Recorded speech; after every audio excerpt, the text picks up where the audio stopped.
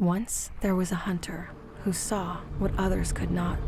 With a magic case in her backpack, she roamed with wild abandon into the great unknown. Her gaze inescapable, her reflexes lightning fast. When armies swarmed, she went through.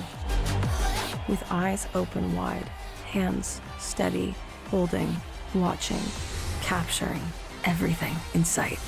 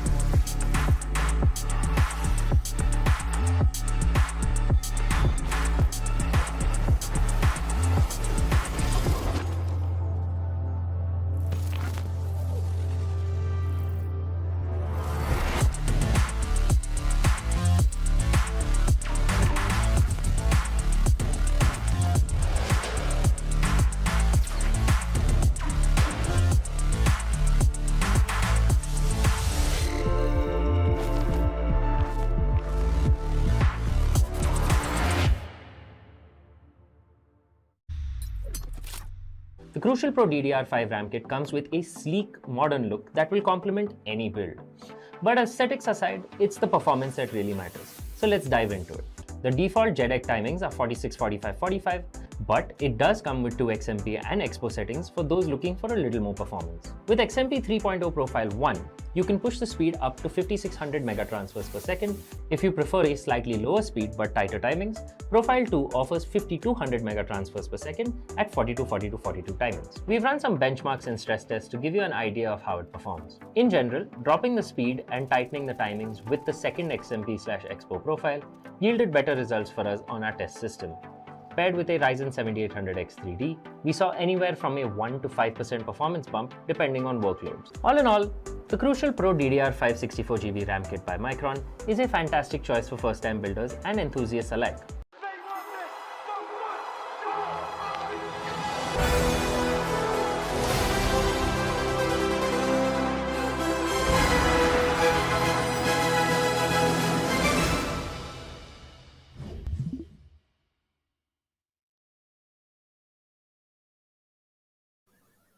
Hello and welcome everyone to the Esports Club Presents Showdown Series Season 6 of Valorant, powered by Crucial by Micron, with GPO partners Zotac Gaming and media partners Gossip.gg. I'm your host Anna, and with me on desk today we have Aggressive to take us through the most enticing match of the whole season, which is gonna be ASTERISK versus DUPG. How are you feeling? It's like a blast of the past for me. I still remember in season number 2, Azora was with me this time around, and we already had this match in the past. DUPG versus ASTERISK. They both are one of those teams that just they both are the teams that just keep coming back. They know what they are capable of as a roster, and they know what they need to do as an organization as well. They know how to field the greatest players into their roster to make it through over to the grand finals of any tournament. And hey, when you see the overall scenario and the players that are playing on each team, it is similar to what they have been able to pull off in the past. They have the talent, they have the discipline, they have the synergy. But ASTERISK, they had to go through hell to get to this point. And they were able to serve the revenge over onto X-Crew as well to take a 2-0 victory up against X-Crew, the team that made the members of DUPG sweat and lose one map. They are here to take this win, and they're 100% guaranteed to put up a good fight against DUPG. Absolutely. Today's match is definitely gonna be a very important one for both these teams, but also one that is gonna test their endurance more than anything else, because it's gonna be a BO5, and our final two teams here are gonna be DUPG Esports and ASTERISK. DUPG, however, as it came from the upper bracket finals, will be able to dictate which maps are played, because both the bans did go to them. Yep, that's for certain. The upper bracket is going to be the one that gives them a significant advantage with the bans, but at the end of the day, I don't really think there's a difference in what both of these teams play according to their map pickups. So yeah, it's nice to have that double ban in your board, but At the end of the day, DUPG and Asterisk, they play the exact same similar map, so it all really comes down to really the nitty-gritty of it all, how they're going to be counteracting one another with the overall compositions. DUPG may be leaning a little bit more towards unorthodox pickups, while Asterisk are just one of those teams that really loves to play aggressively with the much more traditional setups, I would say. And hey, with the prize pool of 1 leg ironer on the line, the first place gets 50k. Both of these teams, they have their eyes set on the prize. But the question being is, will we finally see a different Asterisk here? Because both of these teams have never faced off against one another. So this is a completely new scenario for both of them. Exactly, and we will have to see how they're going to be able to adapt in front of each other. DUPG does have great players in their overall lineup, but Asterisk, on the other hand, is literally, going on showing a lot of individual brilliance from their side. I do want to see Asterisk become more and more coherent as we move forward. But yes, currently it does seem like this is going to be one of the matches that we've waited to see for a long time, and now it's finally here. Absolutely. This is going to be a very interesting one on the other side too, depending on what the map veto is going to be looking like as well. Yes, we just did say that, of course, there's going to be a significant advantage towards members of DUPG, but having that advantage alone is not going to do much for you unless there is a significant change coming through from the opposite side. Asterisk, I do believe their biggest weaknesses will be their much more traditional composition basis. And that traditional composition, yeah, it can work wonders for you, but with all of the recent additions and changes, will Haven be a place where you can run this jet anymore? Because we know what DUPG are capable of with that neon and being able to set up multiple different fast entry points because of the speed at which the character can take over space.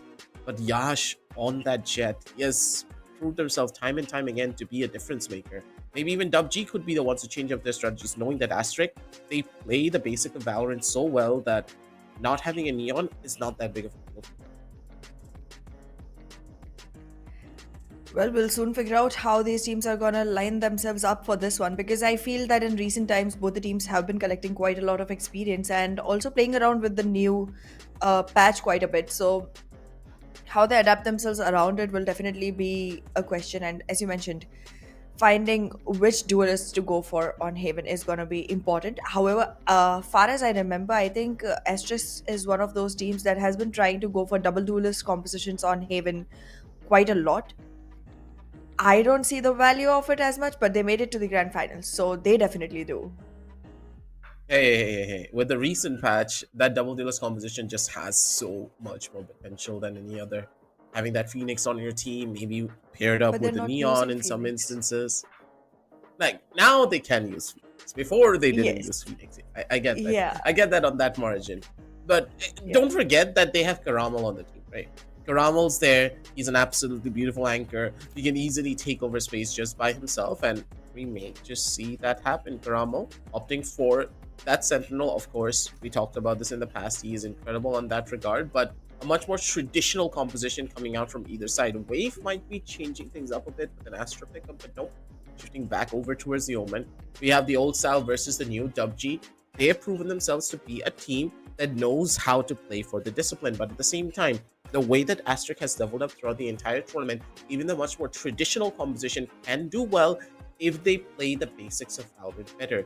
The strategy is going to dictate how this entire game will be played. Because up against DUPG, it's not just the core of Valorant that you're worrying about, it's also your overall gameplay as a team that will decide whether or not you deserve this victory. Because DUPG, they've proven this time and time again throughout that upper bracket run that no team can face them other than X2. But Asterisk, they did beat X2. Exactly. However, I do believe that I wanted to see something new coming in on this particular map. We've been seeing Haven for a while, and every single time we do go in with a double initiator, composition from every single person that's out there. But I think in current times, as the meta is shifting a little bit, there is definitely room for a double sentinel setup on Haven. As it is a three-sided map, that could be one thing that people could look into. But well, for now, it's gonna be the Sova Breach combination. So we'll see how these teams turn that around. DUPG being on the attacking side, which is one of their favorites.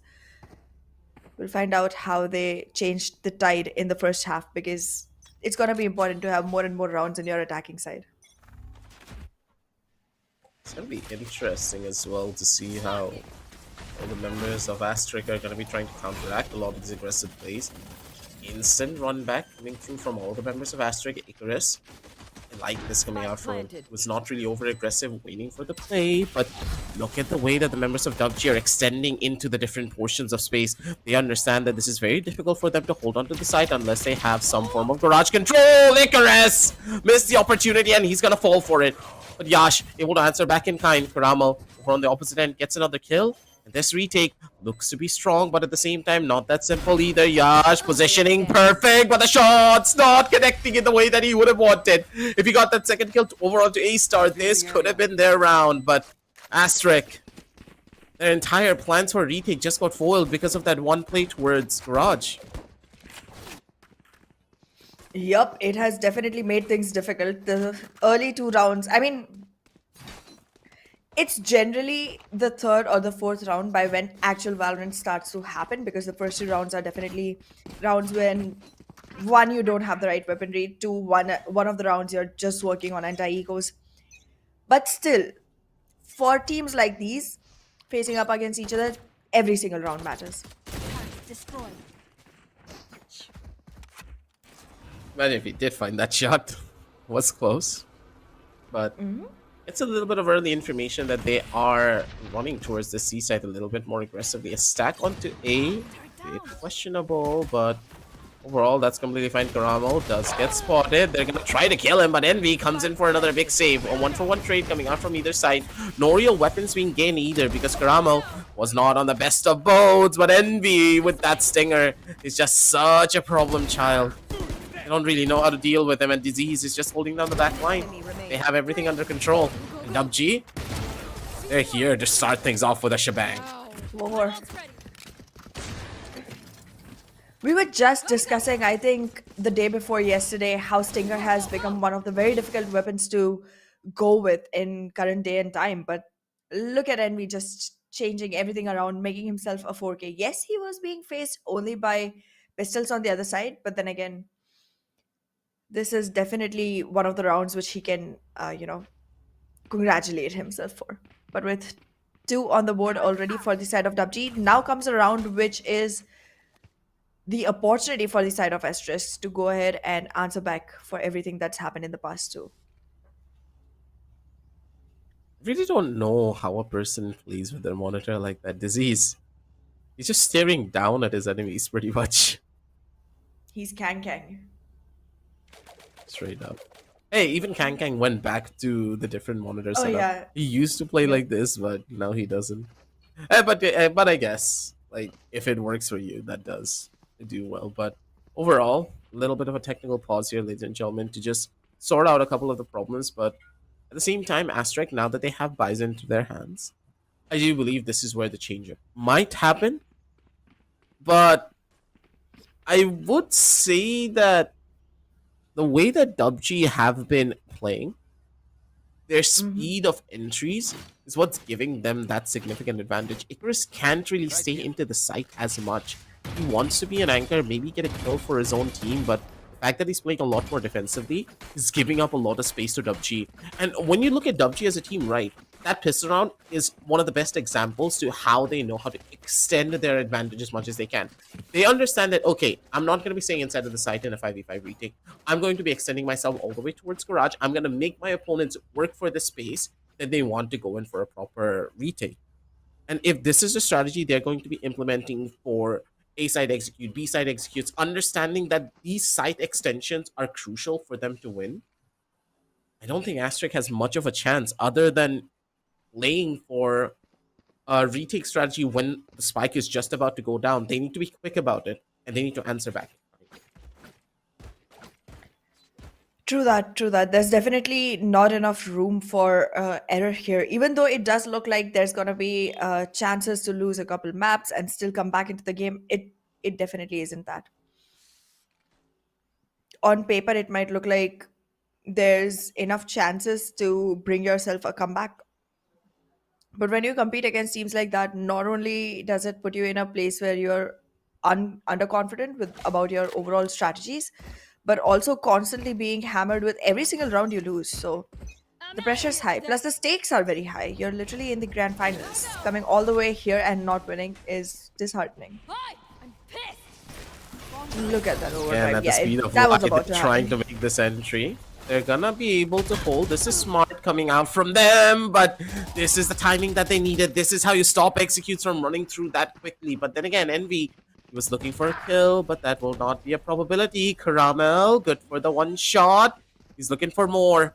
Karamel able to get a weapon for himself, but Doxer completely going unnoticed. Yet to find the kill in towards the back. Timing is key for him and everything. Oh, As Dox nice. like a dagger in the night. He's gonna be able to slip through the cacks and find a kill for himself. Disease in towards the back line, but up against Doxer, that just does not matter. In DUPG, they expected themselves to completely throw out that big, but Doxer stayed cool, calm, and collected. He didn't make the rotation, even though that rush came in towards the seaside. That's true. Not only that, he made sure that he did not aggress towards the players very quickly. He waited his shot, waited for the players to start believing the fact that there's no one on the back lines before he started to move in. The fakers got faked, it seems. Yep. And another interesting thing coming out from the members of DUPG, they are players that do love the region shield. Normally, these kind of changes are helpful. A little bit of a bad flash coming through from the side of Disease. Not really giving much space for Envy to maneuver around in, but overall, it's going to be a trade that will be going in their favor for now. Defenders not really losing any HP either. They didn't invest any utility into that run other than just a recon bolt. Now, they can just play the slow game because without Envy, they're not going to be able to explode onto a site anymore. Holding down the corners and holding down the lines is just going to be so crucial. Ramel is expecting this. The timing is key. He's going to be able to shut down the first, spot out another player, and Icarus. He's just going to need to hold Karamel down for as long as he possibly can. But nope, that's not going to be a reality because Karamel is just such a difficult player to pin down.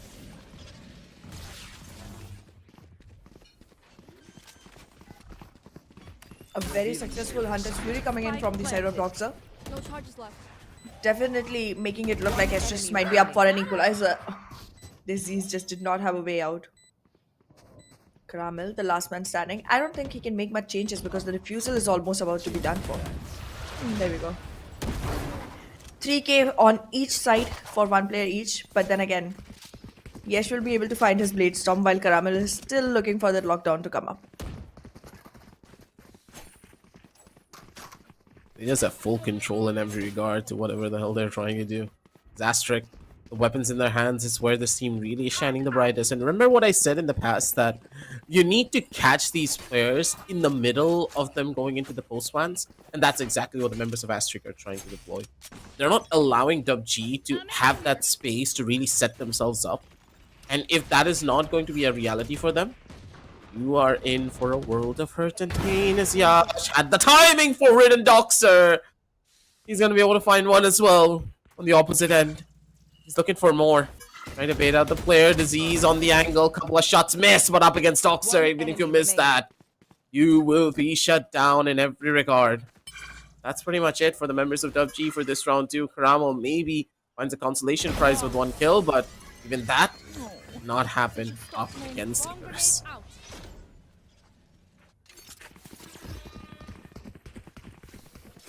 A flawless step into the lead.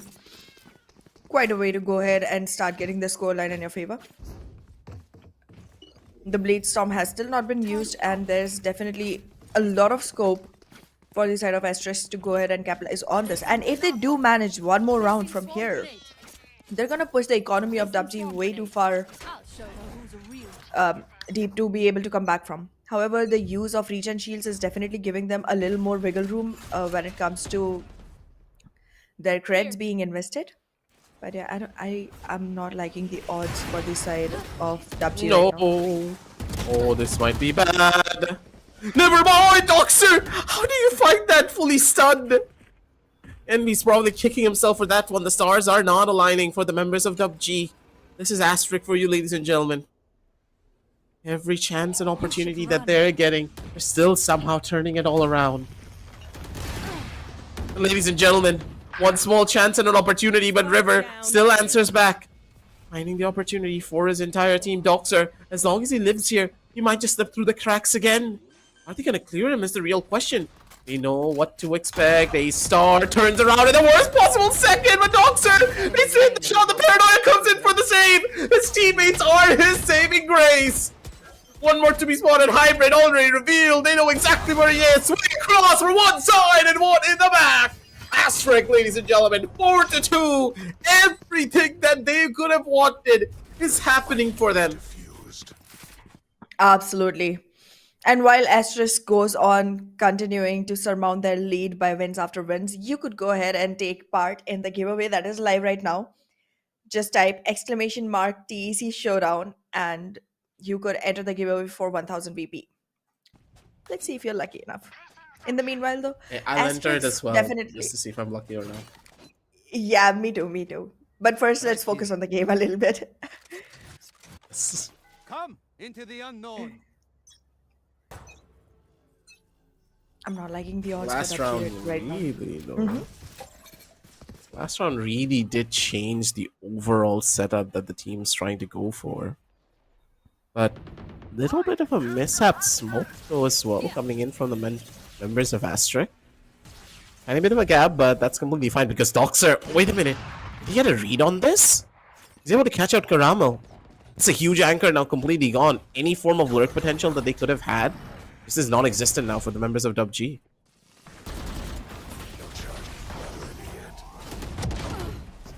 You're right, it definitely looks pretty difficult. Doxer already with his 3k, gets his 4th as well.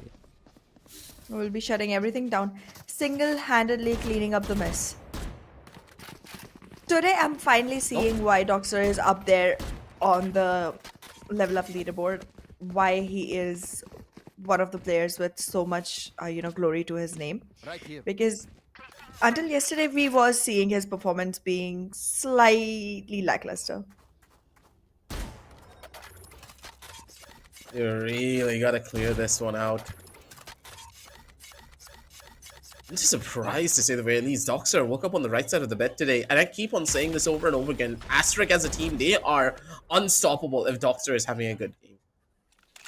The way that he is playing, it's gonna be so difficult to try and win this matchup if he gets his cards to be in the right place. River has yet to be given a chance to really showcase his mettle as well. These players, they're just so dangerous when you allow them opportunities.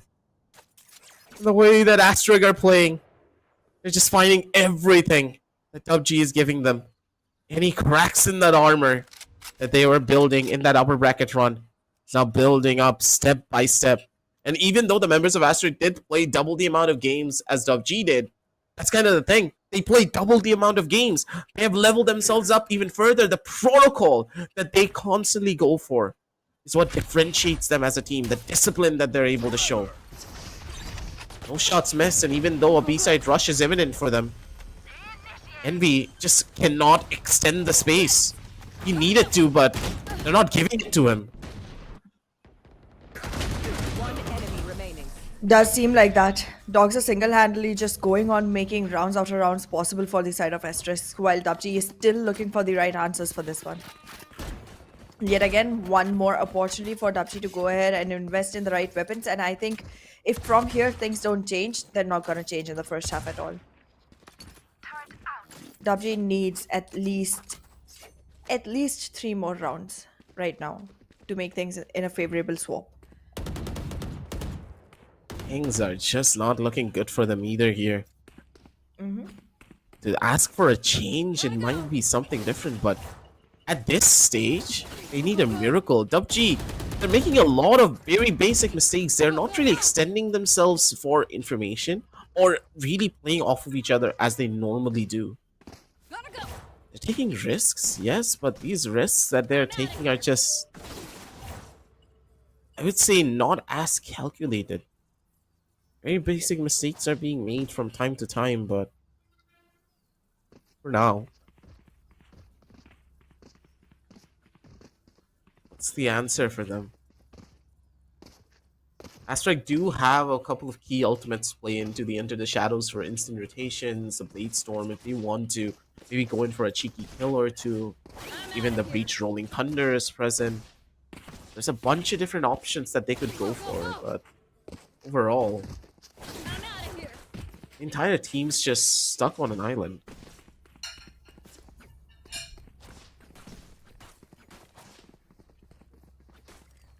I do believe DUPG from here, if they do start functioning the way they generally do, they might have a little more skin in the game. But in current state, it does not seem like they're gonna be able to fight this off. And Asterisk, as they're the ones who did pick this map, have an upper end already. They know exactly how they want to play it. They know exactly how they want to retaliate to the moves coming in from the side of DUPG. DUPG is the one who's gonna have to sit and adapt. But right now, it doesn't seem like they're in the mood to do that. It's not really the mood, I would say. It's more like they're kind of lost in what they want to do. A little bit of a round restore, I do believe, as teams are getting back into the groove of things. Icarus is going to be the first line of contact for this first initial fight. He's going to get caught out. The stun is there, but the backup is present as well. Icarus takes damage, but he does not die in the process. Look at the way that the members of Asterisk are just able to get their teammates out of any sort of sticky situation. Every read that they're able to get is perfect. Ultimate in the hands. Doxer able to answer back. This is just beautiful, the way that they're playing this. Not a single opening is left on this defensive side. Right there. The discipline that they're able to show. DUPG, they're just lost. I agree. Look at Icarus. Icarus has a So very deep crucial into the enemy position, backline. exactly. And he's able to find it. What? There's again backup coming in form of wave. Look at that. Just no awareness at all on the players of DUPG, not taking the corners, Who's attacking? Who's not defending taking now? information. Yeah, 30 seconds left. true that. I want to know, how did they get there, Ahana? You see that Yash and Wave, they started off on the C side, but now they're all the way back outside of A, and now they're at C long. It's just hilarious the way the rotations are coming in from the side of Asterisk. The Blade Storm is online. Yes, just might be looking on for a few very flashy frags for himself. I don't think he needed to use the Blade Storm yet, but well. Last player standing. Ouch. Risky. 8 bullets. Concentrate's over. One slide across for the first. Ultimate being utilized. They don't really want to go up against Doxer like this. Envy. He was not risking a damn thing. Utilizing the overdrive to give him a little bit of an edge that they need up against Doxer. But that's a huge investment at the end of the day. DUPG, they banked on the fact that they are going to be able to win this round just to stabilize their overall economy. With that answer, Asterisk, they still have the Hunter's Fury to play into. A 2 versus 3 clutch is going to give them the confidence that they need moving forward, but how often can you rely on these miracle rounds? Because Envy, he had to pull out the overdrive to get that victory. Next round, he's not going to have something. Bomb grenade out. Ouch. Does not look good. Does not look good having that early disadvantage in your sides. But well, River going ahead and adding to that overall number. I don't know how he ended up finding Caramel there. A lot of confusion because one by one, they're Yeah. just... What is the game plan here, DUPG? Because you're sending all of your players by themselves, one at a time, to multiple different positions. And then you don't really have anything to give them any form of trade potential. You're leaving a lot on the table just to sheer luck. And if you're able to outskill someone, maybe in that 50-50 duel, you have a chance, but even then, it's a big question mark. They're at least stunned, but Spike they're just down able to A. hide. Look at the positioning that are being taken by the members of Asterisk. They're just never 30 seconds leaving left. anything to chance. They're always in for rotations and timings. Icarus is already in the back. They have the entire map under control. Asterisk. They're not playing Valorant anymore. They're playing 5D chess. Does seem like it. Does very well seem like it. DUPG falling way far behind on the score lines now. A 7-3. Every single round from here in the first half needs to go to DUPG's favor for them to be able to go ahead and actually get something. They do have a tactical timeout going on right now. Should help, definitely. But we'll find out. I mean, you can't just become coherent all of a sudden, can you? Not at all. And I do believe that the pause was taken a little bit too late here. DUPG, they really needs to start playing together more as a team and really utilize their utility to its fullest. A much more methodical playstyle being initiated by the members of Asterisk is what DUPG are not really mentally prepared for, which is another big question mark, to say the very least. With Envy just getting so much free space to play around in, you would have expected that maybe, just maybe, Asterisk, they're not going to be able to pin him down, but that only happened in the first 2 rounds. As soon as the first 2 rounds vanished, the team's overall setup and momentum just took a drastic turn. I agree. And now they're just not able to find their footing yet again. I'm kind of worried about the scoreline on this particular map for the side of DUPG. Because not only can this result, like the way it's currently going on, not only can this result into a very one-sided loss, but also for DUPG to be in a place where coming back into the second map also might be very difficult. Because if you lose to a scoreline that widely different, then it becomes difficult to find your faith in being able to go ahead for the second map. But well, all that said and done, let's see how much these tactical timeouts and tech pauses are going to help the players of DUPG to break the momentum, to find themselves a break into the game, whichever. Maybe the biggest change that I would see coming out from them would be the utilization of the Rolling Thunder. Disease has yet to really utilize the Rolling Thunder for anything. There's been a big disconnect, I would say, as well. I'm sorry about that. Between Envy and Disease. They haven't really been able to get a proper coordination going whatsoever. They've been doing their own thing. Disease sometimes is able to pop off, find a couple of trades here and there, but the consistency just doesn't really land. I want to see them maybe just go in for a couple of more different strategies where they're taking aggressive control towards the positions that the Killjoys want to play. Icarus is one of those players that shift in from window over towards the C side quite often, and the extension plays that they were trying to do on the pistol round just really isn't happening. I feel as though the members of DUPG, they've put in a lot of time for the overall mid round and the late round, but their game plan for the early game just doesn't really seem to be as potent and strong like their later half. And they're relying too much on just coincidental happenings to really get themselves onto a site.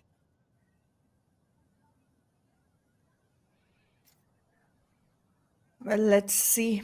Let's see if that actually changes things around for them. Doxer currently is very dominantly, asserting on this particular map. He has 19 frags for himself, while nobody else is even on double digits. He has more than 3 KD.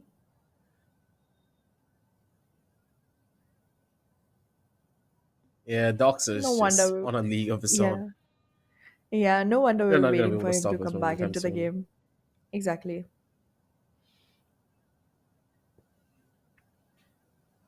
It's definitely going to be essential to see him come back into the game, at least for the players of Asterisk.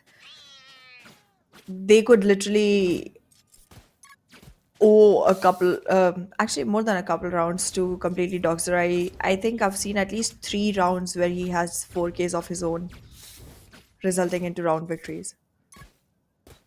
Yeah, he's one of those players that can just slip in through the cracks too. Like, you could see Doxer be in positions that he's not supposed to be in. But because he has that individual brilliance as a player, he knows how to play as that anchor. He knows how to play by himself and still find value. That's kind of the thing. Doxer knows how to waste time from his opponents, wait for his teammates to come into the much more optimum positions, then he just pops off. Doxer having a phenomenal performance in game number 1 pretty much paints a picture for all of us of what we could expect moving forward. Now Yash, he's going to be the one who's a lot more aggressive. And Icarus shifting over to the operator, being a full-on anchor for one of the sides, allows the members of ASTERISK to just leave him at a particular position, just gamble stack over onto the other. ASTERISK, they have a read into this round as well.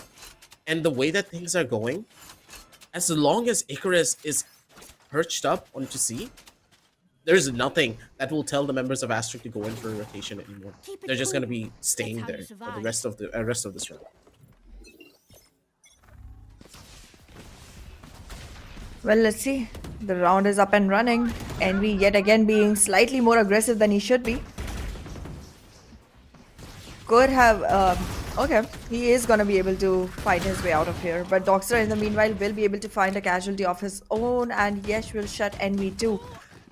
Too much playing around is what I see from the side of DUPG without really having a solid plan in mind. They're just being caught in the tracks. 8-3. Remember what I said? Last round. As long as Icarus is holding that operator onto one side, they're just going to be as aggressive as they possibly can towards A. They send 4 players into the side of A main. And they gave no 2 damns of what's waiting for them on the opposite side. Let's go here. That's how it is. Quite impressive, yeah.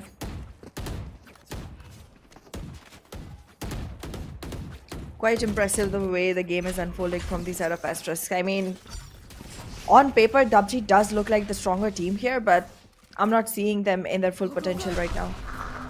And even if they were in their full potential, it wasn't going to be an easy match for either of the sides. But right now, it seems like ASTERISK is just finding themselves a very one-sided scoreline. Doxer just sneaking up. Hybrid will be caught in the middle of his teleportation. Not going to be able to get out anywhere in a very fast rush in towards the side. That's exactly what they needed. And again, my theory still stays that DUPG, if they're able to get into the side, they're able to do wonders. They know how to play their post plans well. But they're relying too much on their post plans to give him that edge and to give him that victory. Opening answer, Icarus able to find the first, looking for the last here, but Envy now just wasting time, taken away at the very last second. Envy, they have the answer. And DUPG, honestly, they just banked upon the fact that the A-Rush is just going to be working again for them. Right here. It didn't work last round. They went back again, and this was the round that ASTERISK wanted to go in for an aggressive play towards mid. They didn't have anyone there to stop DUPG in the middle of their tracks. And that's how DUPG won. It was pure and utter coincidence that this worked out for them. And I'm really hoping that this defensive side will not be relying on coincidences and a lot more on the capability of DUPG as a team. They're known to be a little bit better on the defensive side, but that defensive-sided strength, will it work against ASTERISK after what happened? We need to know. Definitely a question to find answers for. Yeah. I mean, look at ASTERISK right now. They have 31 kills between the first 2 players itself. The Jet and the Sova. Just marking their territory constantly. A good initiation for the side of DUPG, but nobody to retrade their player. Yet again gonna result into an equalizer of numbers on player count. They were able to take out Yash though, so that's going to add a little bit more of a layer to their overall setup. Garage control established. They're able to work their way up pretty aggressively onto garage, and this is crucial for them. They're able to walk in towards the side. This is perfect. Grammel though, a little bit of a weirder placement of the turret. Haven't really seen that, but they're able to walk up. Wait a minute. They have full control, clearing out all of the angles. They have no idea what's waiting for them on the opposite side. See? Completely under their wraps, and they're just gonna be able to hold now.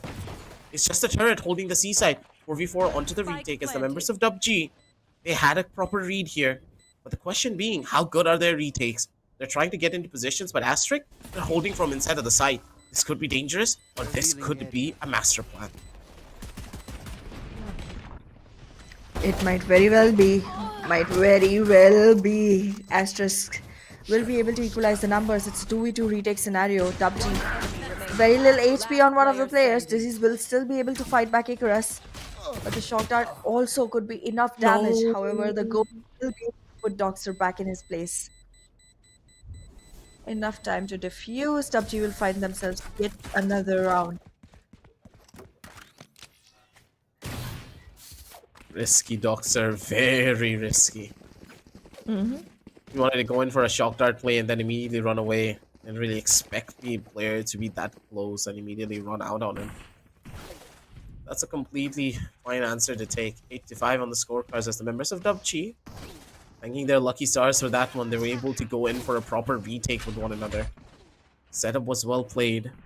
I'm ready. For ASTERISK, the pistol rounds, not really their greatest strong suit, as I do see that they have trouble with it. Now it's Karamel's turn.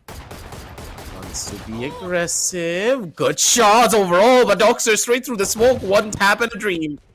He's able to do it and also get the orb in the process. Good lord, Doxer. There are some things that should not happen, and this is one of them.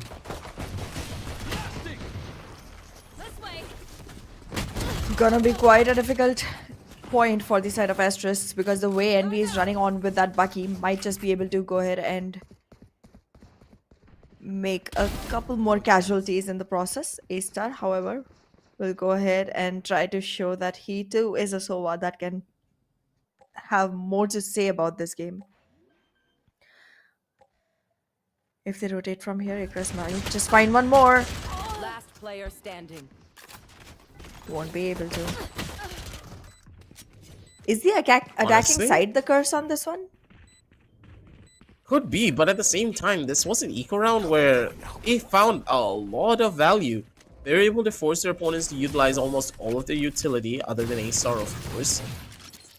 And they were able to take down 2 players with the spike plant going down. The members of ASTERISK, they're really ecstatic about this. This was honestly the best eco that they could have hoped for in the situation that they were given. I see what you're talking about. There's definitely a very big gap in overall, executions from both the teams right now. But if DUPG goes ahead and makes sure that they can inch closer in it, specifically in this particular round, they might find themselves on an equalizer very soon. Risky, Envy. So be careful with this operator. He's going to be able to find the first initial answer. Disease still waiting on the back end. A couple of good teleports here and there, giving Disease all the information that he needs of where this hit is going to be going towards. ASTERISK losing out on their breach here. So they're trying to make this execute. Will not be that simple. Chances for Hybrid to really become the hero of this story is there, but showing discipline, waiting for his teammates to get into position. This operator for this retake will be difficult. It all depends on Icarus now. If he's able to live, this is perfect for them. The plant yet to go down and one stuck in towards the back. Sova needs to get in position. But wait a moment. Doxer, he's still going in for the fight and he's able to find a kill. He's looking for the secondary and Doxer, the hero of this story, is just doing it all.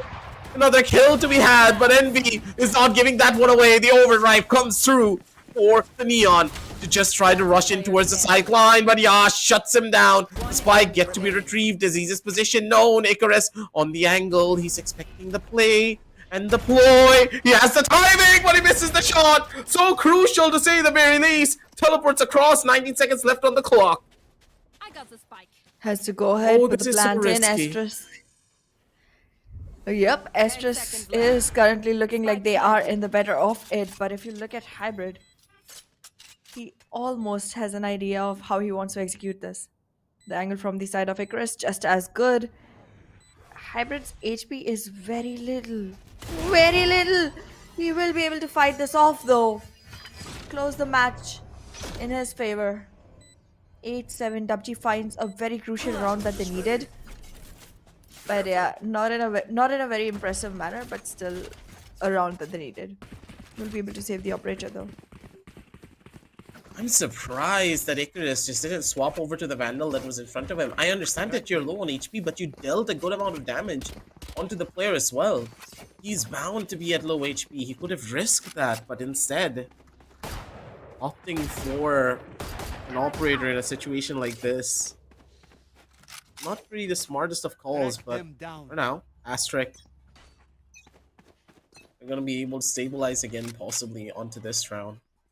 Doxer on a Guardian, trying to maybe fish out a kill with Fritzy Long, maybe selling a fake as well in the process as Yash. Trying to bait out the Hunter Sphere, and he's going to be able to do so. The defenders not really in the best and the most optimal of spots. They wanted to sell a fake, and they're going to be able to do so. For them, this was the answer. Ultimates in hand, hybrid, position revealed! And even through the teleport, he's not going to be able to do much. Deals even more damage to one of the players on the back, DUPG. They're low on HP, and this retake may not be fruitful for them because their Omen is now dead. With no smokes in hand, DUPG will find it very difficult to go ahead and take control of this one, but they are trying to stack up close together. Not the best thing to do though, with River standing on that position, they'll still be able to take him down.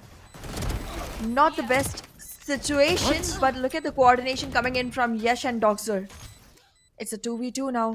Karamal and Envy, they're running against time. With their information given out, Envy will still be able to find one. But Wave shuts everything in the favor of ASTERISK. The numbers might inch closer, but it's... Yup, it was a thrifty. And the numbers are closing in from the side of DUPG, but it's just not becoming an equalizer or an advantage at all. We need to get an answer soon. The way that ASTERISK have been playing, they really switched up their momentum and pacing.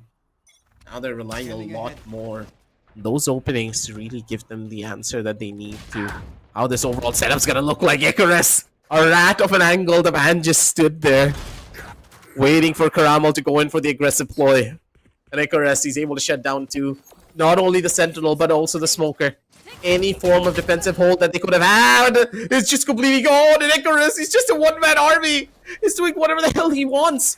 And the thing is, DUPG don't really care. They still station all their players into that one position. And it's all up to the last. The thing is on the angle. But the flash is going to make sure he dies out. It's good God, Icarus. He sold the fake so well. He hacked down this many players, but DUPG still stuck to their guns on the A side.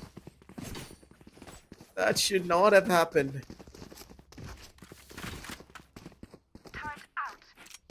It sure shouldn't have. ASTERISK, yes, yet again, looking very strong for the next round as well, because they have quite a few very essential ultimates on their boards. They have the Blade Storm, they have the From the Shadows, but then they do have the Rolling Thunder and the Lockdown as well, which can be two very round changing ultimates, specifically on a map of Haven on the attacking side.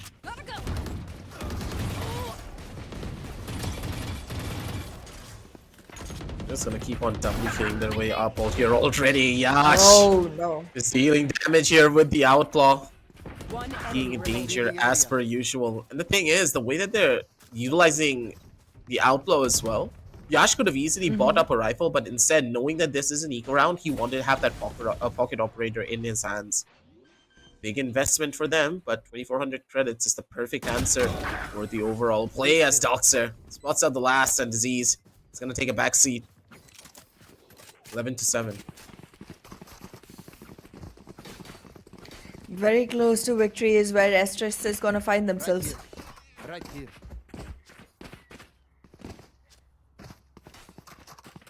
DUPG still has to go ahead and make their mark. They need every single round from here if they want to win this map.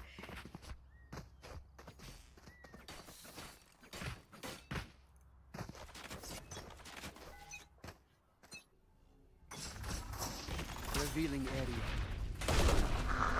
For now, though, seems like an early fight already did ensue from either side, but Envy still looking down on the line. Envy! He's able to find miraculous 2 frags, and he's able to answer back. That's what they needed to turn this one on its head. Karamel's going to be able to find one more on the flank too. Spike planted. All the members of Asterisk, they're now stuck inside of the site. No real timings for them. Big ultimate as well over from the opposite side, but they're still making things work. They're turning things around. Doxer with a double. He has a drone as well. Karamel's already spotted and needs to run on away. They can push him if they want to. Hunter's Fury still on the cards for them to play this. But Doxer, he's not going to be doing it. They're both playing inside of the corner instead. Little bit of an upgrade, has the weapons to play around with, all the utility in the entire world. They can play for time. Recon Bolt to give them even more information. Karamel on the swing. One for the trade. The stun is perfect. And the kill is even better. 12-7, ladies and gentlemen. Asterisk, even when their backs are against the wall, even when a rolling thunder is used against them, they still win? How? Why? Such an expensive round for the side of DUPG. Such an expensive one. They did not win it. They utilized the Rolling Thunder. They utilized the lockdown. They just did not find the answer for any of it. With everything in their favor, they still could not get the round. Asterisk just bringing rounds on the table from any nook and cranny that they can. Yet again, an opportunity for Asterisk in a round which could potentially be the last one of this map. This does not look that good. They lost out on their Killjoy this early. That's going to be a tough call. And look at the way that Karamel has generally been playing. Gunbarrel just poking out Icarus. Not really the best of answers, but the Hunter's Fury done even better. Deals a tag over onto 2 players. Never mind. That is such a valued Hunter's Fury. You took down your opponents onto almost 0 HP. Yash, he has the timing. The flash is going to be the contact that he needed. One for the answer, coming in through the back. He's still able to hit the headshot regardless of an Envy. None the wiser, and one by one, they're just dropping them like flies. Last one to be spotted. Doxer is going to be able to clean things up. It's all up to A-Star to maybe find something big. A 1v3 situation for him. Impossible for the odds. Their lifeline for this map is now could just be on his shoulders. Gets a kill, but he needs to find more. Also giving away sound, but as soon as Yash swings this corner, this is going to be a tough call for them. He's done. He is done. And so is the map. Asterisks finding themselves on the winning side of Haven. The map that they had picked so very well was expected to be won by them. But yes, in a very one-sided fashion. It's a 13-7 scoreline. You really didn't expect this one to come through now, did you? The members of DUPG just felt so lost in the way that they were taking a lot of their engagements, and Karamel probably had the quietest keep that I've ever seen him had in the last couple of seasons. Nothing that he was trying to do was working out for him. Icarus just kept on playing those ratty angles at every turn that was difficult for them to try and stop. Every catch or every opportunity that they could have gotten just got put to a halt almost immediately. If they're just going to keep on playing like this, it's going to be a very short best of 5 series. Unless we see a big change come through for the next couple of maps, it's going to be difficult because don't forget, map number 3 will be Abyss. And the entirety of Asterisk as a team, they know how to play Abyss. I've seen it in the past as well. Abyss can be one of the strongest maps that they have in their back pocket if they're being forced onto it. I agree, and I mean, if Asterisk just go ahead and play Abyss, it's definitely gonna make things much more difficult for the side of DUPG. So it's about time that they start picking up their pieces, because this is where things start falling down. I mean, I did not think we would be seeing such a quick map 1. I mean, if you actually remove all the tech pauses and everything, it seems like this was a very quick map nonetheless. But well, looking at the crucial moments, we will be able to find out all the moments where Doxer was able to go ahead and find himself his 4Ks, because that happened quite a lot in this particular one. Yeah, he was the hero of this game entirely by himself. Absolutely. Yeah, there were He was some on 30 situations where frags. Yash really... even there were some situations where Yash really just turned up the heat, but it was a Doxer show. Yeah. This is him in his element. This is the map where he is known to perform the brightest.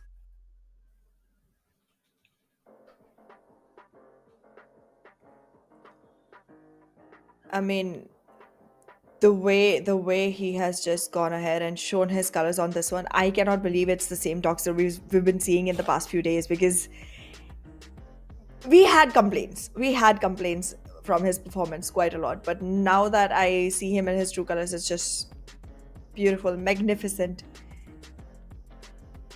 It was just a treat to watch him in his element. But well, the whole game did unfold in the favor of Asterisk, but from the side of DUPG, I did see a lot of lackluster moments happening. I think this Hunter's Fury was the biggest change, I would say, overall. Doxer never really was the one to find a lot of value from the Hunter's Furies, but in this particular game, everything that he was trying to land just happened. He was able to pretty much do whatever the hell he wanted throughout the entire game, and there wasn't really much that could have been done to try and turn everything back. And in situations like this, what do you really do? Can't do much. I'm a little bit confused, to say the very least, that DUPG as a team, I expected more from them, yes, but I wouldn't really say that they played badly. They were trying something out, but Asterisk just had a better protocol instead. They felt like a much more well-organized team compared to what DUPG is. DUPG knows how to play as individuals, yes. They know how to play as a team as well to a certain degree, but the level and the stark contrast and the differences that they have were just too much of an outlier for them to even squeeze out a couple of rounds. Because all of the rounds that DUPG were able to squeeze out was because they got in they had much more coincidental moments where the members of Asterisk were just not in position to try and stop them. And how often is that going to happen to you? How often are you going to rely on your opponents to make a mistake, and then you are going to capitalize on top of it, if you're not going to force your opponents to make mistakes instead? True that. I mean, take a look at the overall scoreboard here. Oh my goodness. 435 ACS, 7 first kills, and 31 kills in total, alongside 7 assists. That's a SOA. That's a SOA. Okay. Yeah, that happens on everyday basis. Completely agree. Nothing new here. It's kind of how it is from time to time. I have to answer back at every turn. The way that the members of DUPG played, it's sad to say the very least. Envy, he had performances here and there, but if Karamel's having a bad day, you know that the entire team's just not gonna have an anchor that can really bring them back into a match.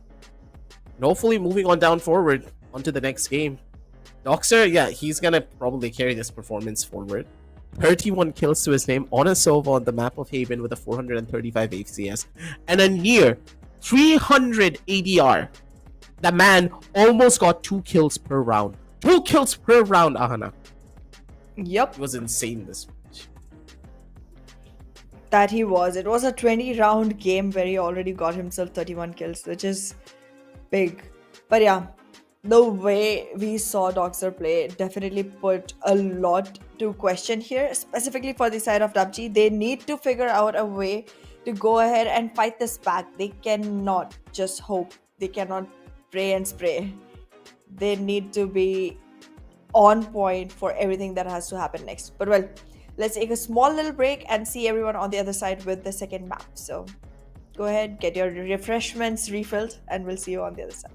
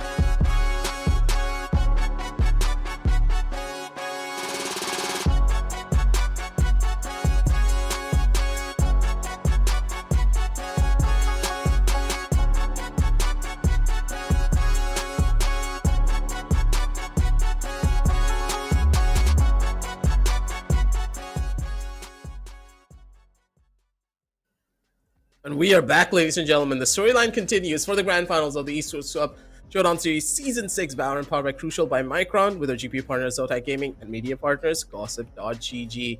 Jumping on back into the action, the map of Haven was, I would say, a little bit more of a sad story for the members of DUPG, but at the same time, it's not a storyline that we haven't seen before from the members of DUPG. They have a rough start right at the very beginning. Map number 1 is a map where they're really trying to get their groove back in, come together as a team. And from the second map moving forward, this is where the team will really start to change. But I'm really hoping that that solo play potential from players such as Karamo takes a little bit more of a backseat, and we see the team play and synergy take the limelight of it. Exactly. That's exactly what was missing from the last map. I mean, yes, we did not see a lot of solo, brilliance either, but I think that was more because the team as a whole wasn't able to function in a very coherent manner. And as we were talking, it's not something that you can develop over a single map, but because that has been a team that has been known for how good their teamwork overall is, I think they will be able to bring their groove back into the next map, and we might be able to see their sun rise up on the horizon on the map of Sunset. That is for certain. These small facts can just keep on adding up one after the other if we're not careful. Especially when it's a team of DUPG's caliber. If that mental just starts to break apart and if the team is not able to synergize well, it could be the same situation as X-Crew that happened yesterday. Salon was just doing whatever the hell he wanted. Like, I still remember that Salon was just buying a judge every single round on the map of Pearl. Stuff like that cannot happen on a similar level to the members of DUPG. I know that Asterisk maybe is a team that is very daunting, but DUPG is not really a team that is scared of their opposition. And as we are really setting up the game and going into this next map, there's going to be a lot of questions left to be answered at the end of the day, but I do believe that Asterisk, if Doxer is again having a phenomenal performance, and if you're not able to shut this player down early enough, he's just going to keep on running over the server throughout the entire game. Because as soon as he has a good start, he's able to carry that momentum very well into the rest of the games. Exactly. So you do need to make sure that you're stopping Doxer as quickly as possible, making sure that he's playing the way every other player from his team is playing, in a very more neutralized manner than just being a solo, one-man army just going in, constantly annihilating the whole team for the side of DUPG. They need to be very careful of Doxer, yes, but they also need to be careful that there has to be trade potential. I have not seen that enough from the side of DUPG in the last map. There has to be backup for every single player to be able to go ahead, take a fight, and still know that if nothing, there's at least going to be a trade that comes in to avenge for that player and make sure that the numbers are equalized on the boards. Because losing too many players early on into the game has been one of the reasons that has put DUPG on a very, very much back foot for that particular map of Haven. But like, now that we move into Sunset, I want to see a completely different story. I want to see more competition, I want to see a challenge, and I want to see DUPG falling straight on it. Just gonna need to wait and see how this is gonna go for them, because in my opinion, with the map skew looking like the way that it is, we are, if possible, I would like to see the maps one more time, but never mind, we're just gonna be jumping on in page and selection. We've seen the set, and the way that the entire skew is looking like Ascent and then Sunset and then Abyss coming into the picture would just be a big change up overall, to say the very least. In a way that Abyss could just be the place where Asterisk would run away with everything. So if the members of DUPG are not able to take Sunset, I don't know, this might be a very short-lived BO5. Because Asterisk on Abyss, you don't want to go up against this team. Time and time again, DUPG, if the synergy that they were showcasing in the first map carries forward into the third one, it'll be a very scary sight at the end of the day. True that. DUPG might just lose it all coming so far into the competition. That too from the upper brackets, constantly beating every single team they've faced. Just to come back here and realize that they are having a bad day altogether. I mean, That would be a sad, sad situation. But well, as we hop on into sunset, let's see how much hope can be kept onto the players of DUPG for this one, because if they don't come back here, they might just not have an opportunity at all. As you mentioned, Abyss is going to be one of the maps which is way too hard to stand against ASTERISK in.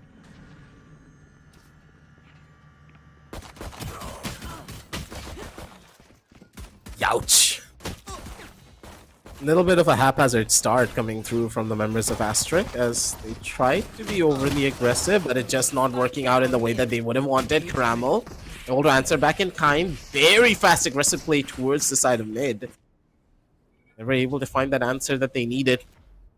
Good early shots here overall, as once again the pistol round pretty much a kryptonite for the entire team. So trying to make the rotation through, and because the door wasn't closed early, they're able to find that extra layer of protection. As soon as the door is broken, Caramel, he's just going to be coming around the corner to immediately shut everything down. That's kind of the answer that they needed. River, all by himself, maybe getting a couple consolation prizes, and that's going to be huge for him. Think about it. 3 players low on HP. There's a good chance he might be able to find it, but it all depends on whether or not the trades are going to happen simultaneously. No smokes whatsoever, and Hybrid just holding down the line. Swings out, maybe finding another kill. He's trying to deal as much damage as he possibly can, maybe getting a couple of players with him, but that is not going to be a reality. 0-1, ladies and gentlemen, and DUPG, they take the piss round, but once again, this is exactly how it played out in the first initial half of Haven. This round was theirs, but after the buy rounds rolled in, the team just didn't look to be at their strongest. I agree. We've seen a 2-0 start on Haven as well from the side of DUPG, but that did not result into a very good overall scoreline for them. However, there was a difference that I noticed on this particular one, even though just a pistol round, but something I did see is that the players were playing together, finally.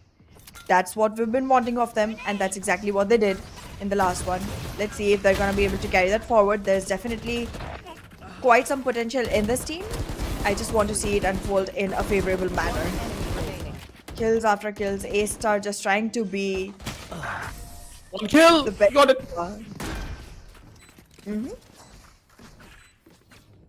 Don't forget who you are. Oh, that was close. A man. Doxer, if he didn't miss out on that opportunity, that could have gone badly, but overall, ASTERISK not really able to stop the play, but at the bare minimum, get 2 kills in the process. Now is where the real answers will be coming in. Does ASTERISK have a good read on the map of Sunset, or, as I just stated, DUPG, they have the best possible chance of winning on this particular map. Their team synergizes well here. Plus, Yash, not really a player that plays on the Neon as often, so this old school strategy for them could just be their biggest downfall because of how the meta of Sunset has evolved. Not having a Neon on your team is a very drastic problem. True that. Finally, the DUPG that I'd been waiting for. With full potential, unfurling their performance. I think this time around it might just be very difficult, but Wave on the other hand, being himself alongside Icarus, giving him exact support that was needed. Leaving Hybrid and A-Star as the only two to fight off here. Definitely going to result into a very bad result here. 2 for Icarus and 3 for Wave. That just closes the round for the side of ASTERISK. I loved the way the start unfolded, but then it just did not carry forward.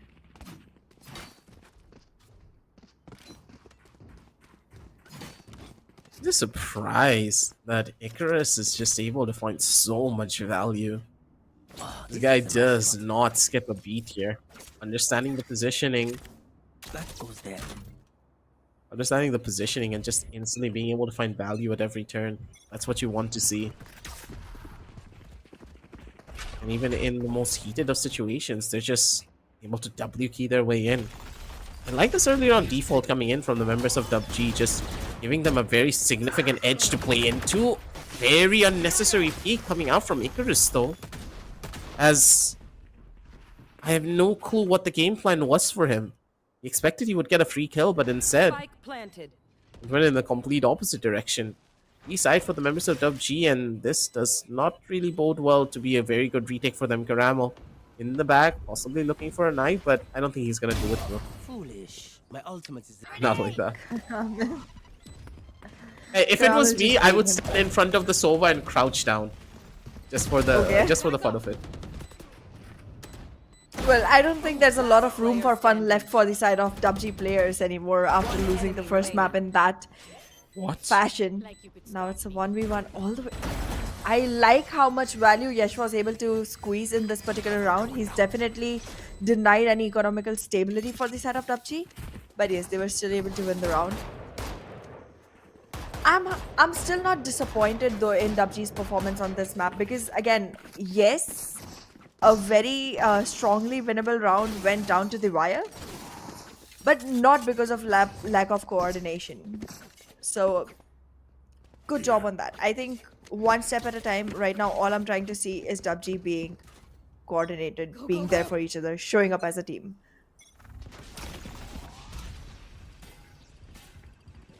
Just gonna need to wait and see how this is gonna go. Yash, his position has been Oh, no revealed. envy. Close on the angle. Doxer, a little bit aggressive Oh, no here envy. already.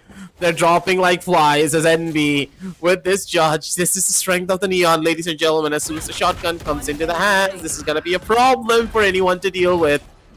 And Icarus, he tried Yet to be a another- difference maker. Oh, no Not like envy. that. Never mind. I thought he was gonna be able to get that one as well. But it's still a 1v3. Watching this spot. The spike is not under control, but won't even have to be. Because Karamal will be able to clean up the mess.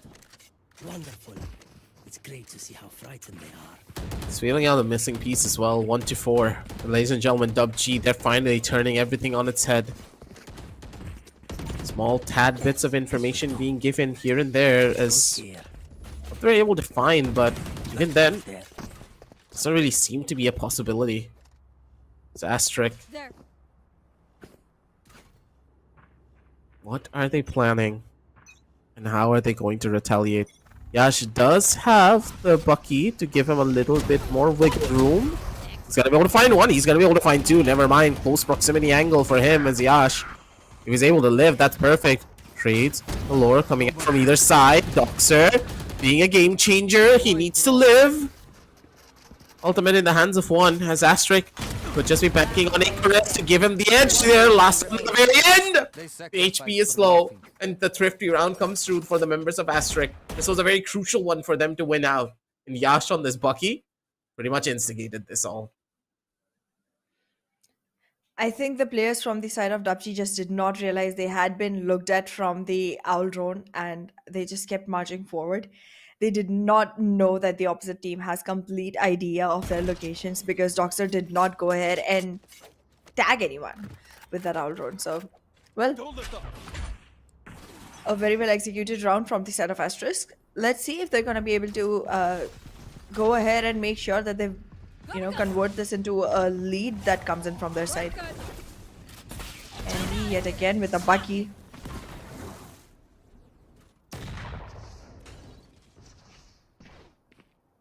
What is he like? I swear to God, Envy just went in to clear out all of the tripwires and that's it. Instant rush over towards the opposite side, River. He's gonna be able to bait out a little bit of the rotation as DUPG. They're overthinking it a slight bit here, but even then, not really a reality that they have to worry about. Yash! Oh. Swings in Finds a into crucial the one. corner. Karamal. Yeah, Karamal just wasn't really looking at the proper positioning. He's afraid of multiple others.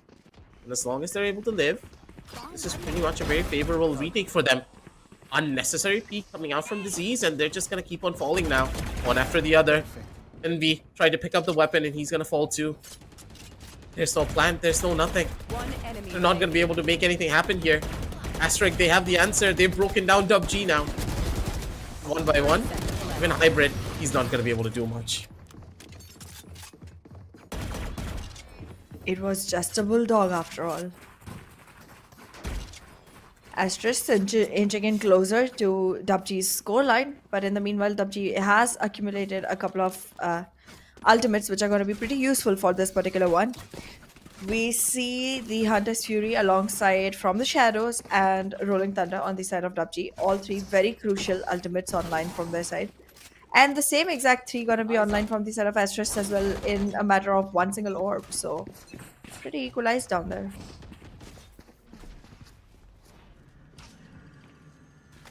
Really to see where this is gonna go to. Zenvi. Timing that he can play for. Perfect. Utilization of the pain shells to give him a bit more opening space. Wave is still concealed. Shadows traveling. Asterisk has been very well concealing their information, making sure that no intel is given away. But in the meanwhile, DUPG already finding themselves the frags, and they do have complete control of Site B now. Oh no. Wow. Okay, that singer needs to be swapped. Thank goodness. Eagles is gonna be able to find a little bit more of an opening. Possibly one good kill could get even more. Depends on whether or not Icarus clears the corner. He does not. And now it all depends on the one. 30 seconds left. Immediate rotations coming through from the members The timing. of DUPG as Envy again. He's just a rat in the corner every turn. Envy being able to live for that long and cause this much damage. 3 to 5 as DUPG, they're able to answer back in kind. A little bit of a change in their overall momentum and pacing through the members of Asterisk into a loop. And this mid-control setup coming out from them, the early positioning that they're able to do is just perfect. That one smoke and that one recon bolt just scares them off of that one position, allowing them to get so much space towards mid that otherwise would have been very difficult to clear. Yep, and not only is it resulting in DUPG just going on surmounting more and more for themselves, but also in Asterisk being in such a world of trouble that they cannot really find their footing just yet. Look at how far behind the players of defense have been thrown off. And we did not have to move in just yet. He had zero vision. Spike down B.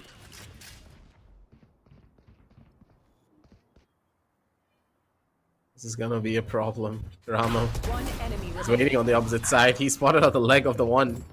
Skaramo, he gets the kill, but the trades are always going to be there. Asterisk, immediately after a round win, they're gonna be able to turn this one on its head. With these plays, they're able to do so much.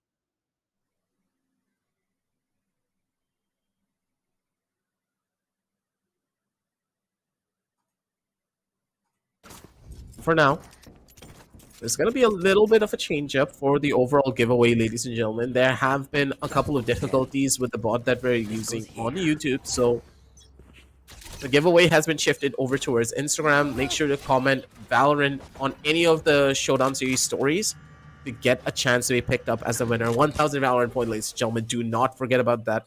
And once again, check on Instagram and on our stories, type in Valorant.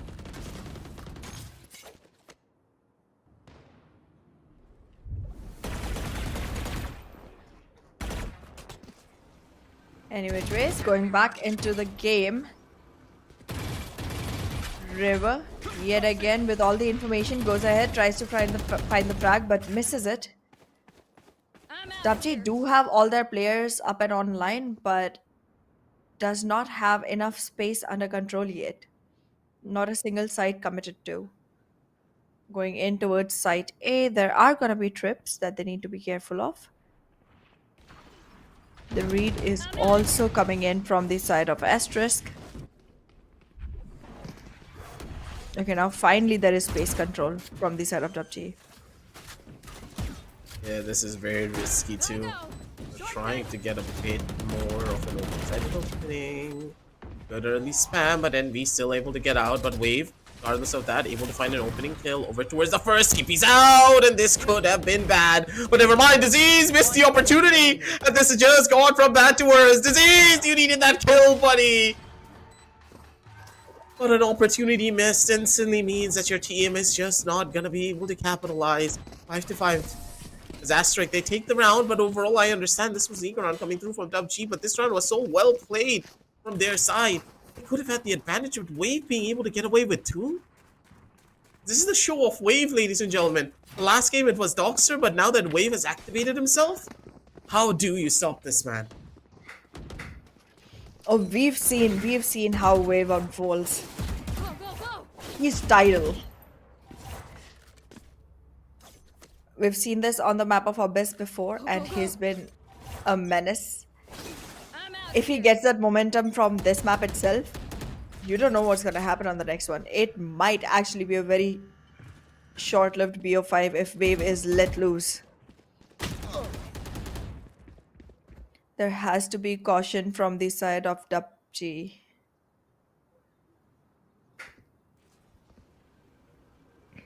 Amel's just waiting on the angle now. You're gonna need to even see where this is gonna be hitting into. Take a risk. The absolute game changer on the opposite end.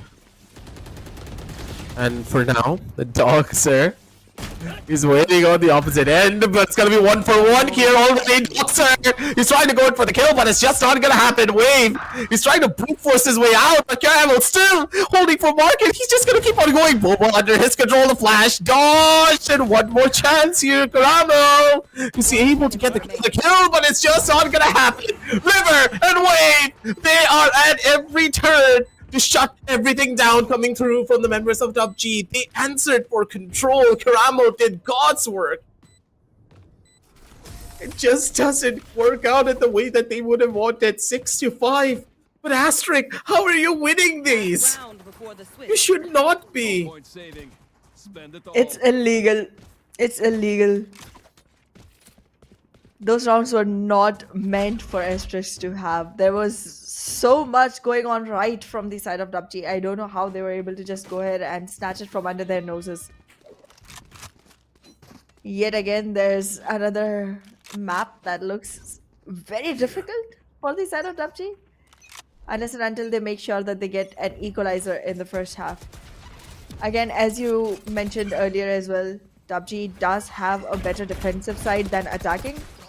We'll see if that turns out to be the case for this one, because so far they're not having the best of the score lines. The last one ended up being very, very one-sided. Able to teleport out at the bare minimum, just reset themselves once again. These changes over towards Woman is just very difficult for anyone to really play the character as we would have before. This opportunity is from Yash, but he's still gonna be able to find one at the bare minimum, and everyone just flooding themselves back in towards the side, one after the other. Hybrid able to find a double kill, never mind. Things have now changed for the better. These phantoms just causing issues. Hybrid, look at his positioning, he's already in towards the back. Icarus though is trying to smell him out. Possibly the kill could be there, but this is a fake plan. They're not really going in for anything just yet. Hybrid now needs to find the opportunity, but Icarus, instantly understanding the situation that the lurk could be coming through, needs to be opting for an immediate rotation. But Icarus, not looking at the map. What was the game plan there, buddy? You didn't even look at the map even once. And now one, he spotted. It's all up to Wave. He's able to swing across, get a little bit of an opening space for himself, but I don't think he's going to be able to clutch out this round. He needs one mistake to come through from the members of DUPG, but they're not really giving him much. That they aren't. As of now, Wave just trying to find his way in. What? Does get one. DUPG now has to play for time.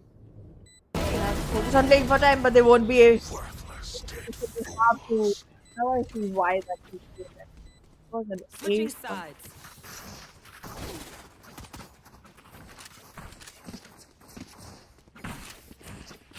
Just able to Did do turn out so to be- much here.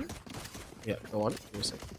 Yep, did turn out to be a fruitful round for the side of DUPG, but then again, an equalized scoreline right before the half swaps. They needed more. They needed some wiggle room. They needed some cushioning for themselves on this one. But well, being on the defensive side, let's see if they're going to be able to squeeze the pistols yet again and make themselves the team who can have a lead yet again in this map.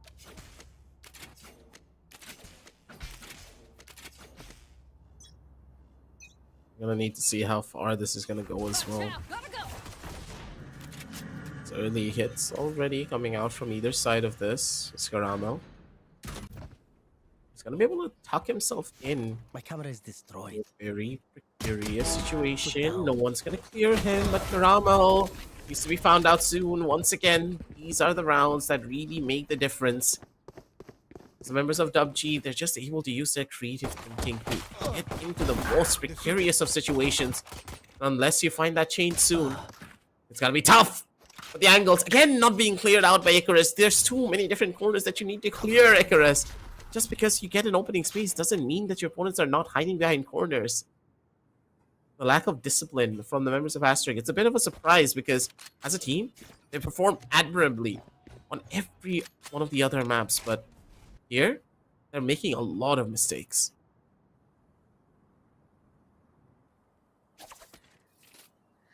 Does sound like it, does look like it, does smell like it. Must be it. Yet again, 30 seconds A-Star trying to find himself enemy the lead remaining. that the team needs, but won't be able to. Hybrid, on the other hand, though, still trying to keep the flags floating. And we will be able to close this off alongside Caramel for the favor of DUPG. Yet again, they do have the advantage walking into the second half. But I'm not very fascinated with the way the round went in altogether. Probably that well of an answer, I would say. But at the same time, ASTERISK gonna need to try and bring themselves back into this round. Once again, opting for a much more methodical save round instead. I do believe that ASTERISK, they're falling into that trap of having a raise on the team. Not really a neon. They're not able to go in for instant rotations that the opposite side are capable of. The one-way smoke is going to give them a little bit more spacing to play around with, but even then, not really the space that you could have wanted. Perfect on the trade from either side. Stun was good. And Wave just comes in for the massive save. 3 will take so much control. Wait a minute, Wave! You made his way through market that quickly? That doesn't make any sense. They're able to find a bit more space and more of an opening as Wave. He's just gonna now sit inside of the smoke. As long as he holds this down, none of the members of DUPG are gonna be that much of a threat. I agree. However, that Bulldog Last will player be able to standing. find itself some value. Yet again, A-Star waiting to watch for Wave. Will be able to shut this down. A good enough position for the side of DUPG, and not only that, they're gonna be very close to yet another very useful ultimate for themselves in the next coming round, which is gonna be the Hunter's Fury with just 1 orb remaining for it. Hunter's Fury for the Silva will be the biggest change, I would say. Because at that point, DUPG can play a lot more aggressive strategies over towards tiles, maybe go in for a couple of combo plays onto B as well. There's a lot of variations that they could play for here, but it all does depend on the smallest of details. Disease, though, on the opposite side, I think he's gonna have the worst game possible. The guy hasn't really been able to do a lot on this breach. He's been struggling in game number 1 and also carries forward into game number 2. River, though, on the opposite side, not really facing the same amount of problems. Stoxer, he's going to try to establish a bit of control over on the B side, but because of the loss of Icarus, they're playing on a pretty massive deficit. They need a kill to equalize things out, but none of the members of DUPG are giving them much to play with.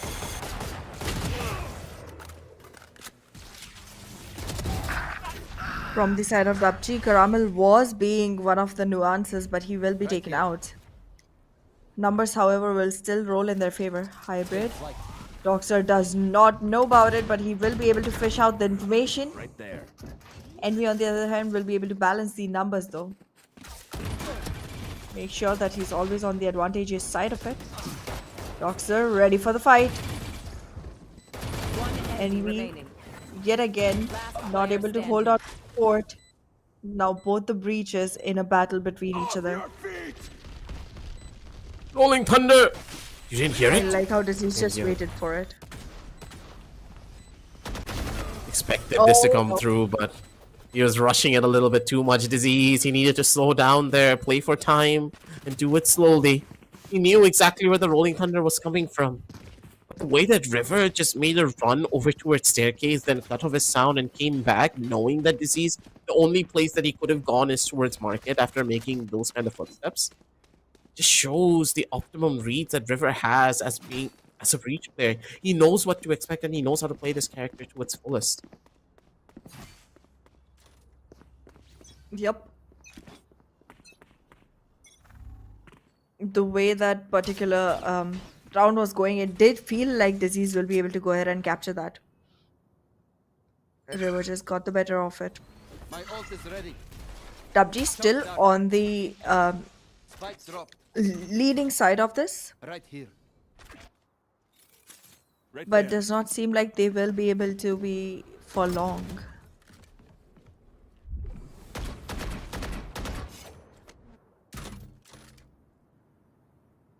Envy in a very, very good position. Deployed with a weapon that can literally tear you apart. Gets the first, Down A. runs away just as quickly, Nowhere to run. waiting for the second.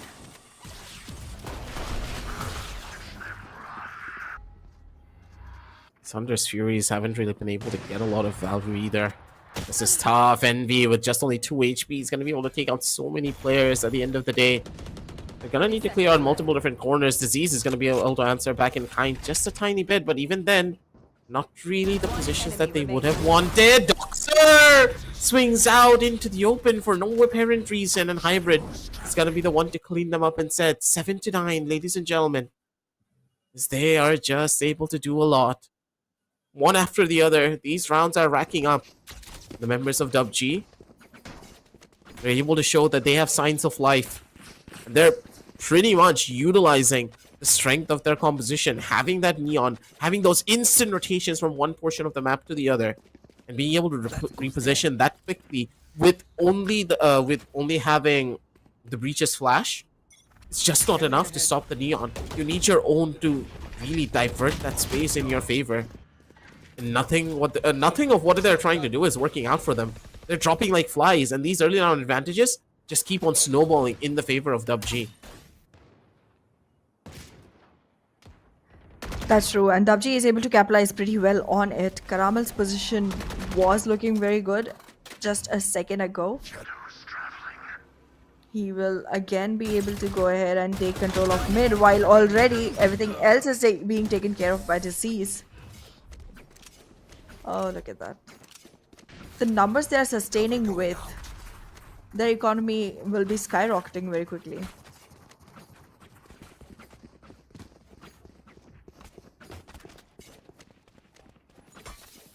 The way that all of this has been panning out too is... it's really the biggest game changer. Is it gonna be a revenge 13-7? Possibly. Could it be? But it all Yeah. does depend on this round, though. They do have a little bit of money to go in for proper buys, but and then possibility is limited. These are trying to maybe break out the util that's being thrown over to us. The tripwire. Bit of a problem, but good God, Doxer didn't really get the bounce that he wanted. Immediately runs away, knowing that this will be dangerous. Understanding Hybrid could be in position to catch him out.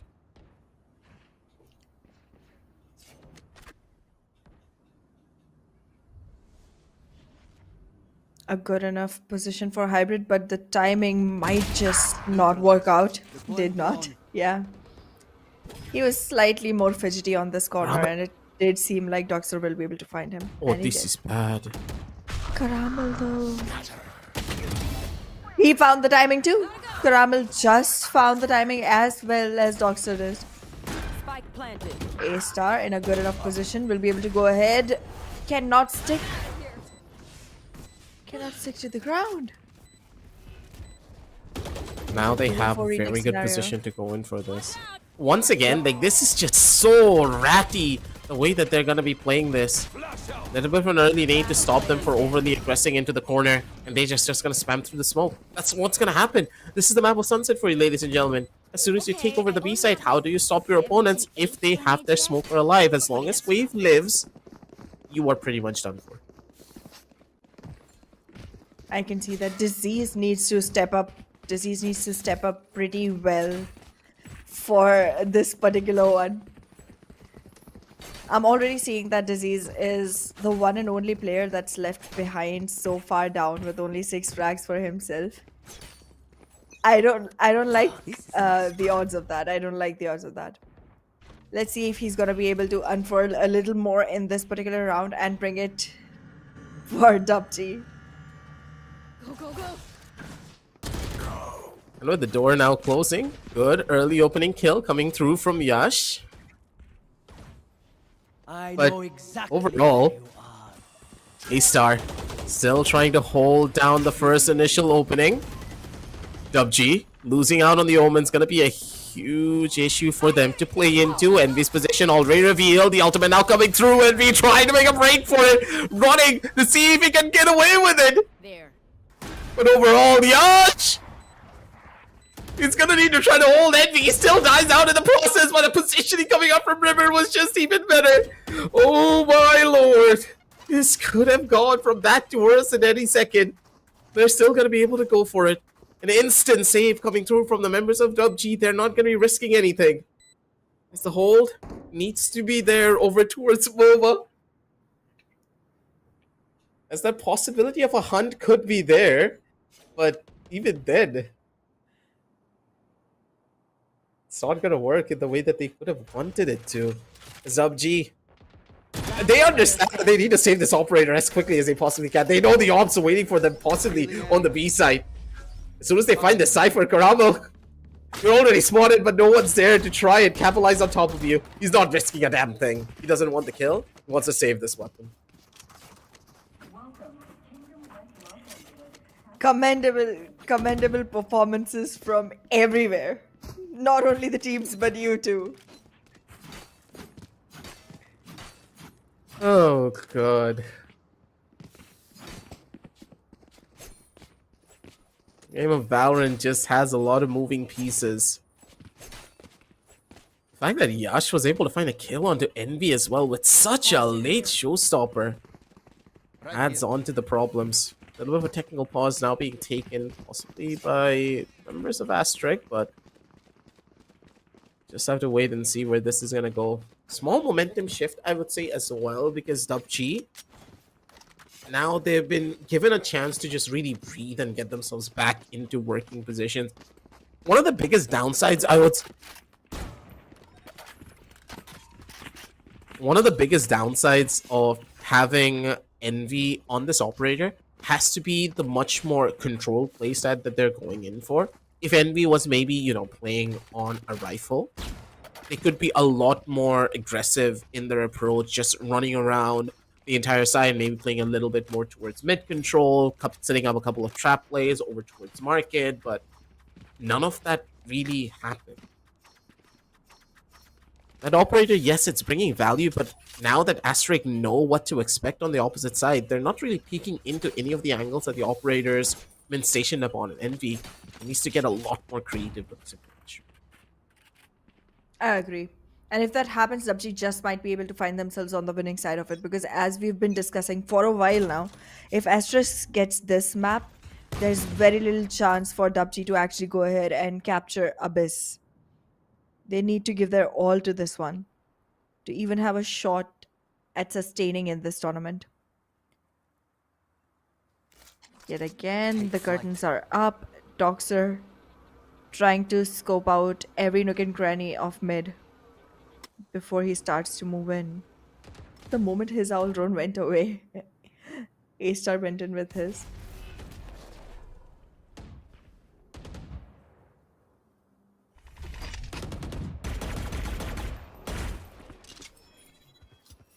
Yash is going to be the one waiting on the opposite side too. It's for now. Only Members of sheriffs. DUPG do have a tiny bit of an opening. River in an optimum position, and as soon as Envy gets spotted, this is going to be a rundown. Stun was perfect. He's not going to be able to dash in through for free. River's going to be able to find a catch over 1-1. They have the answer now. Running across, Hybrid's going to be opening for the kill. But even then, River It's just so difficult to try and pin down. Last one, already spotted out and known. Ramo, he's not going to be able to live for long here. The Shock Dart's rating supreme, and Doxer, he just had the perfect answer for it all. Run across, Well, the but Doxer, Aura could not do unfazed. How does he do it? How does he does it every single time? Doxer, he's unfazed by anything. Cool calm collected under pressure. He still hits those shots. That he does. One win factor that could have been, banked upon from the side of DUPG for the last particular round. The overdrive just got shut down that quickly and that easily, all thanks to Doxer. Things could have changed. The results could have been different. But that shutdown resulted in Asterisk standing on an equalizer, toe-to-toe with DUPG on Sunset.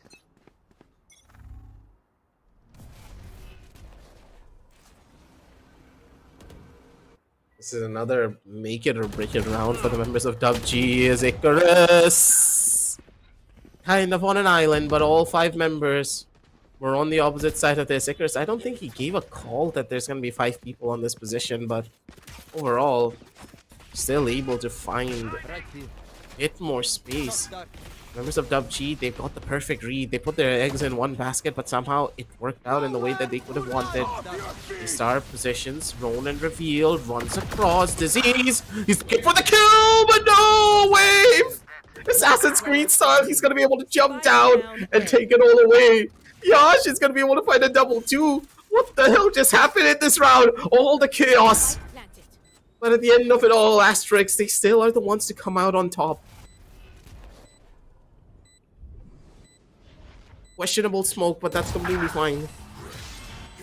This Wave, I think he's having a little bit of trouble understanding how to place these smokes now, because you can no longer place them on edges. You need to place them exactly where a player would normally stand on. But good lord, man, Disease. That's a kill you cannot miss. If that would have been a frag, then Doxer's life would have been different. Just hasn't been the day for Disease. Really hasn't. It seems like he's actually crippled in this particular map. Isn't able to fight back, isn't able to come back into the game. DUPG needs him to, though. This is about time for him to step up and go toe-to-toe with the rest of the team. Asterisk, yet again, denying information. They're in a comfortable spot. All they need to do is make sure that they're taking it slow and steady with all the caution, just not making mistakes because of the urge to rush in. This is such a crucial map for them to win as well. Think about it.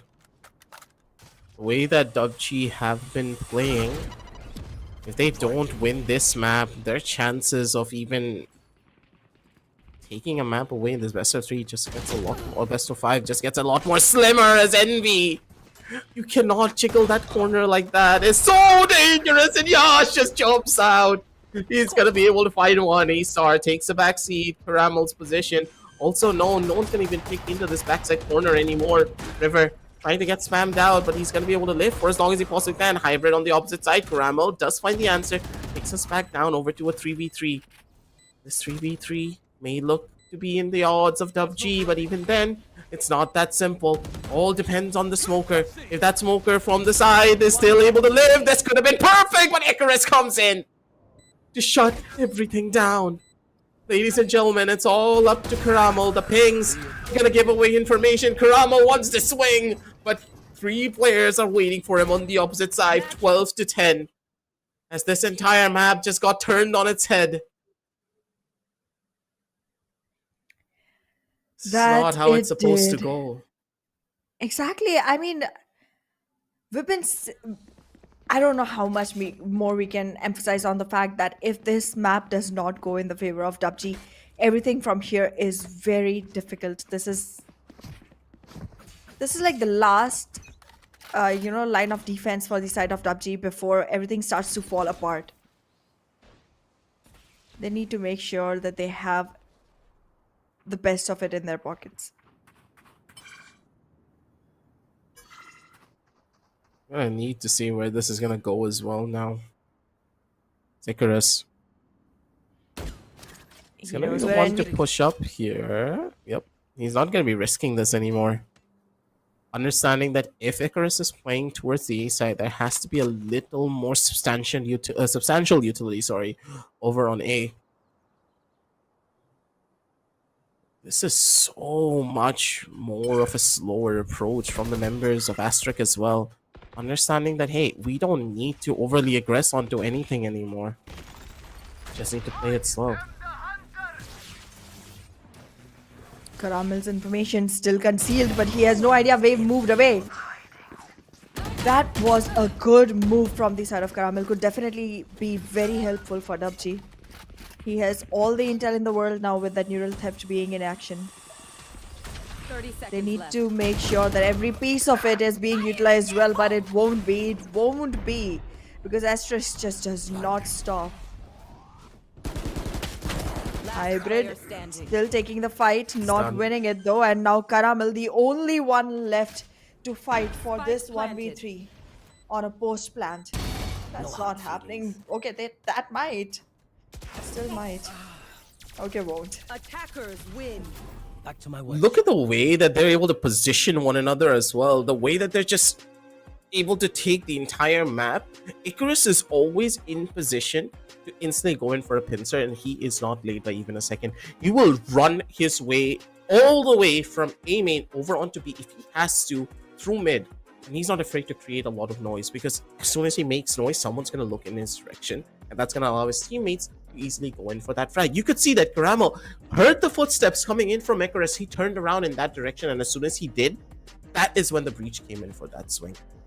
The team dynamic of Asterisk just really giving them that strong edge, and even though they were at a very significant disadvantage, mind you, not having a Neon on their team, they were still able to make it work. The Raze was doing wonders for them. They had the basics of Valorant down to a T that just allowed them to easily take everything over. You cannot make this up.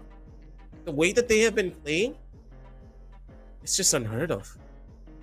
Exactly, and I mean, this was supposed to be one of those matches where we see both the teams just go toe to toe constantly, not only in the score lines inside the map, but also in overall map count. But this is just going very one sided so far for the day, because two maps played so far, and both of them in the favor of Asterisk. All because of these wonderful, wonderful gameplays coming in, specifically from the side of Icarus and Wave. It's just an even more bigger issue, I would say, from the opposite end.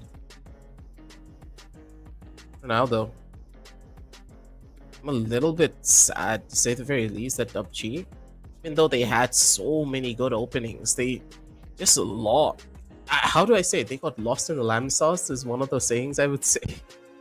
But even then, they had a perfect read. They were able to go toe-to-toe with the members of Asterisk on the first initial half, but as soon as that attack side rolled around for them, it was different. Asterisk just laid the map a lot better, I would say, in the overall scheme of things. And this has been a problem that I wasn't really expecting either, because DUPG as a team, they're known for their defensive side holds, but for Asterisk, we just had a better understanding of what the members of DUPG were really capable of. Let's say earlier on, if DUPG did face off against Asterisk in this tournament, then this could have been a place where DUPG are the winners, but them not really understanding the overall protocols and how Asterisk are really playing as a team and how much they've evolved with time, it's tough. I agree. There wasn't a single situation throughout this entire game, Ana, where I would say that the members of Asterisk were a little bit lost. Yes, they had a couple of hiccups here and there because they played a bit too over-aggressive in certain situations, but they reined it back in very quickly. And then they just played back to the space where they were on the map of Haven. Yep, and the way the overall map unfolded, it started off with DUPG looking good, DUPG being sharper on it, but then eventually the way Asterisk found their ground hold onto this one and just kept marching forward from there was beautiful. There are definitely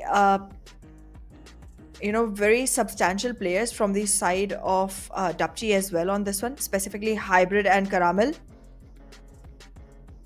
But on the opposite side, Yash has definitely delivered for his team as well. This is going to be a little bit more of a surprise, I would say, too, because Ramel had a phenomenal performance. His performance in this particular map really was a stark contrast to what happened in the last one. But for now, though, all the members, everyone else really did step up to the plate from the side of DUPG. But once again, like, the dynamic between Disease and Envy just did not exist. That's why they kept on losing this one. Wave and I don't know what to say. Like, yeah, Yash was the MVP of the map on 18 kills and a higher ACS, but I would say that Wave and River pretty much deserve the title of MVP for this entire thing because of the way that they have been playing, the anchors for the entire team, and then of course Icarus coming in with the flanks. Every single member of Asterisk was like a moving piece that allowed this win to happen.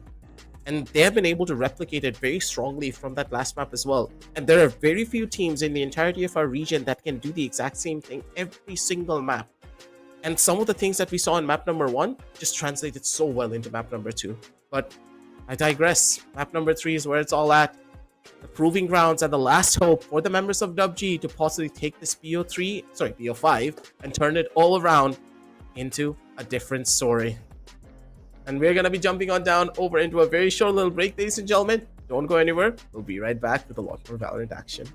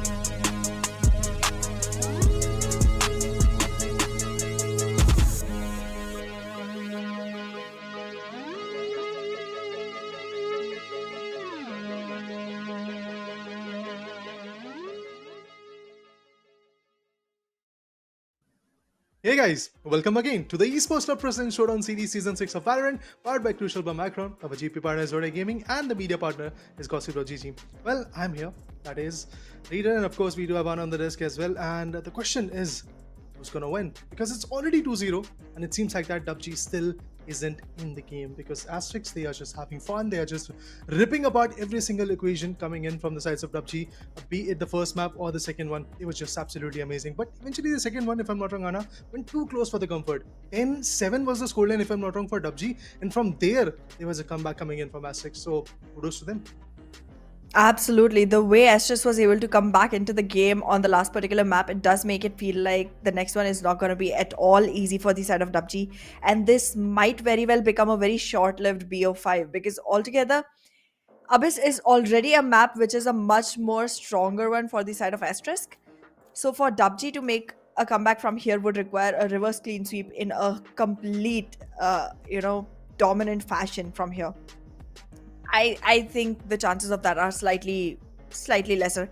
However, there's definitely an option to at least have one map. At least have one. I mean, let's hope for the best. But given that Season 6 has been a very strong season for ASTERISK, specifically with regards to Abyss, I doubt it, honestly. I was listening to your conversation with Aggressive as well, and he was also saying this, that ASTERISK in this map of Abyss is absolutely amazing.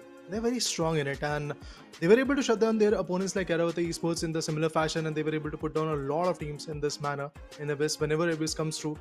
The win rate, I do believe that is pretty high for the sides of the defenders ASTERISK. So let's wait and watch. Talking about the combinations, Yash goes in for that raise once again, just like the previous map. It's a pretty conventional approach coming in from sides of Abyss, but at the same side, when it comes to DUPG, they are bringing the X factor, and ISO is coming. Once again, I would like to just put it forward that if there is an ISO in a particular matchup, and he is not getting at least 30 frags in 24 rounds, I don't know if the value came through or not. Okay, that's a pretty bold statement. Let's see if that's gonna be the case, because, well, as our producer rightly said, not everybody's gonna be able to pull that off. However, Doxer recently did. He wasn't ISO, he was Sova. I can only imagine if Doxer was able to do that much, being an initiator, a kind of agent that's supposed to play on the back foot, mostly wait for the team to actually go ahead and initiate. If he ever ends up playing on a Sentinel or a Duelist, I can only imagine what that scoreline might look like. But yes, it's definitely going to be interesting to see how this ISO unfolds. It's definitely going to be interesting to see if we're going to be seeing a 30 fragger from the side of DUPG. And more than that, it's going to be interesting to see on a map which is already a stronger one for the side of ASTERISK, where they can actually be closing the whole series down. If ISO goes for a 30 fragger, what is Doxer gonna do? What is Wave gonna do? Because these two are completely dominant when it comes to the map of Abyss. We cannot neglect the fact that Wave, he came back with a very strong foot against their opponents in the past in Season 6 itself. So I definitely do believe that ASTERISK has got a very strong footing, but let's just not jump to the conclusion. Let's see what next is going to happen. But look at this. From the doors, what? There is no info. No audio cues coming in. Envy just literally walked in like that. Icarus, this was not a very great approach from his side. Now that the whole A side has been accessed by the sides of the attackers, DUPG, they'll go for the plant. Now here in mid, up on library, Astra. Oh, Astra finds one. Disease gets taken away, but Disease, even before going out, finds Yash. A fine death. Easy. This one definitely looks like DUPG might prevail in it for the very first round specifically. I mean, pistols have definitely been in DUPG's favor for a while now, but it just has to be seen if they're going to be able to carry forward with it, because pistols, no doubt DUPG has been doing good on those. But once the real weaponry rolls in, once the real game starts, I've not seen them be as, effective from the side of DUPG. They tried to be on Sunset, which was their map pick, and still lost on such a winnable scoreline. So I don't know, ASTERISK is just built different for this particular one. I mean, they dropped down to the lower bracket. From there, they gave a very fierce challenge to their opponents, and finally they are here. That definitely shows what kind of caliber this team has got. But the question would be, what next? It's a bonus buy for the size of DUPG. There goes a decoy. Yoru, NB2K. He was very good when it comes to the map of Bind. Bind has lately not been the choice of a lot of teams. Specifically, Season 6 has not been the season of any Bind action so far. You never know what's going to happen next. That Nebula is blocking up the sides. Shock Dart, it is going to eat away a good amount of HP. Flash for Icarus. The timing is going to be absolutely important. Disease finds Yash. Backside. It has been cleared off. Just finds one. A-Star, brilliant play, but Karamel shuts down River as well. 3v4. Lack of weapon is clearly a very big, important factor out here in this particular fight. Yep, a very evident one. We can definitely see how much that is affecting the team, and we will find his 3k. Will be able to shut yet another round in the favor of DUPG. 2 players taken down, still a good enough round for the side of Asterisk, but now that the real weaponry is gonna flood in, we need to see how this will unfold. River, being one of the players who's not had the best of it, will be in a little bit of a rut, so he'll have to go for a bulldog and a regen. But let's see if that bulldog is gonna give as much value. I'm definitely leaning in towards the Guardian on Icarus. That dude is trustable with the Guardian. See, the fact that Guardian is a very amazing weapon, specifically when it comes to Abyss and maps like Abyss, who have a long range angle to fight with. I do believe that Abyss is going to prove very efficient to those players who love to play with Guardian. But if they're precise, then only that value might come through. Yash takes a lot of damage, but finds 2k of his own. That's beautiful.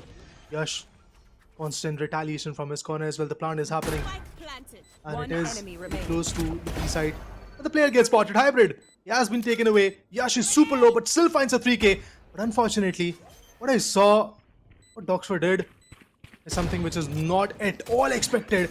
He just drops down, unfortunately, to the Abyss and has been taken away. It's like a moment for Yash to come up with an ace, but it's just not going to be that easy. A flash, and then we will convert it. A much needed, a much required round coming in from the sides of Asterisk has been taken away.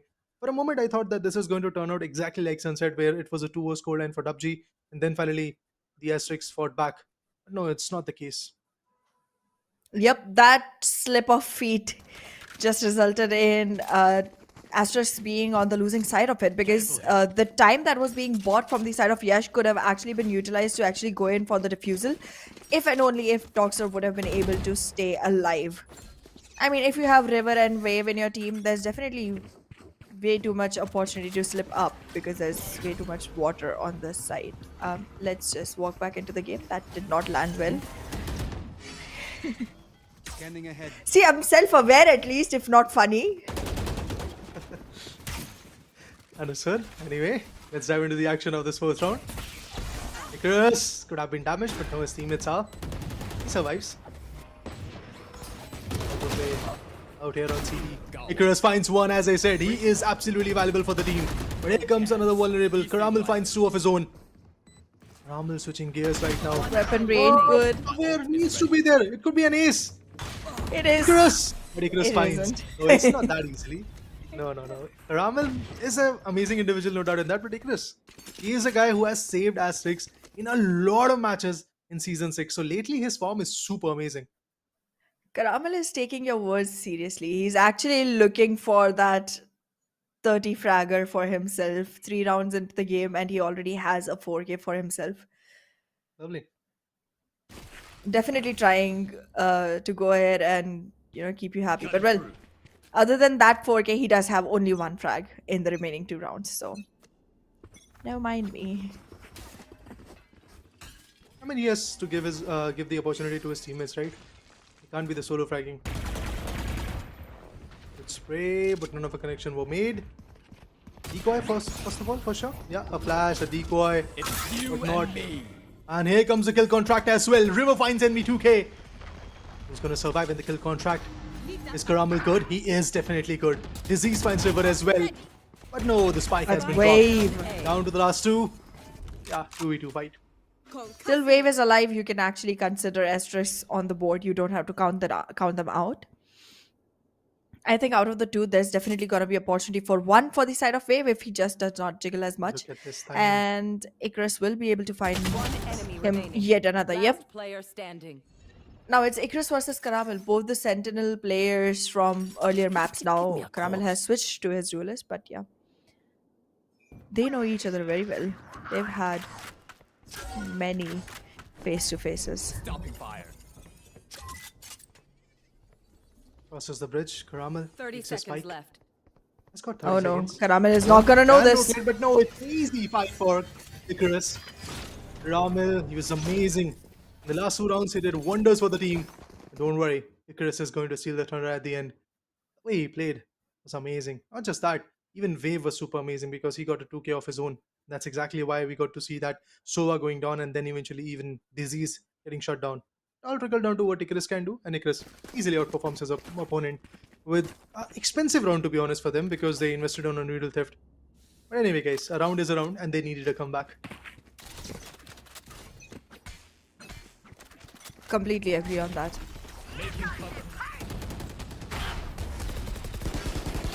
ASTERISK finally, once they have found their feet, I know it might just be an easier feat overall for them to find themselves the rounds as well. 1-for-1 trade. Wave has been lost. He had his Astral Divide though. On the other side though, it's just been Caramel who gets taken away.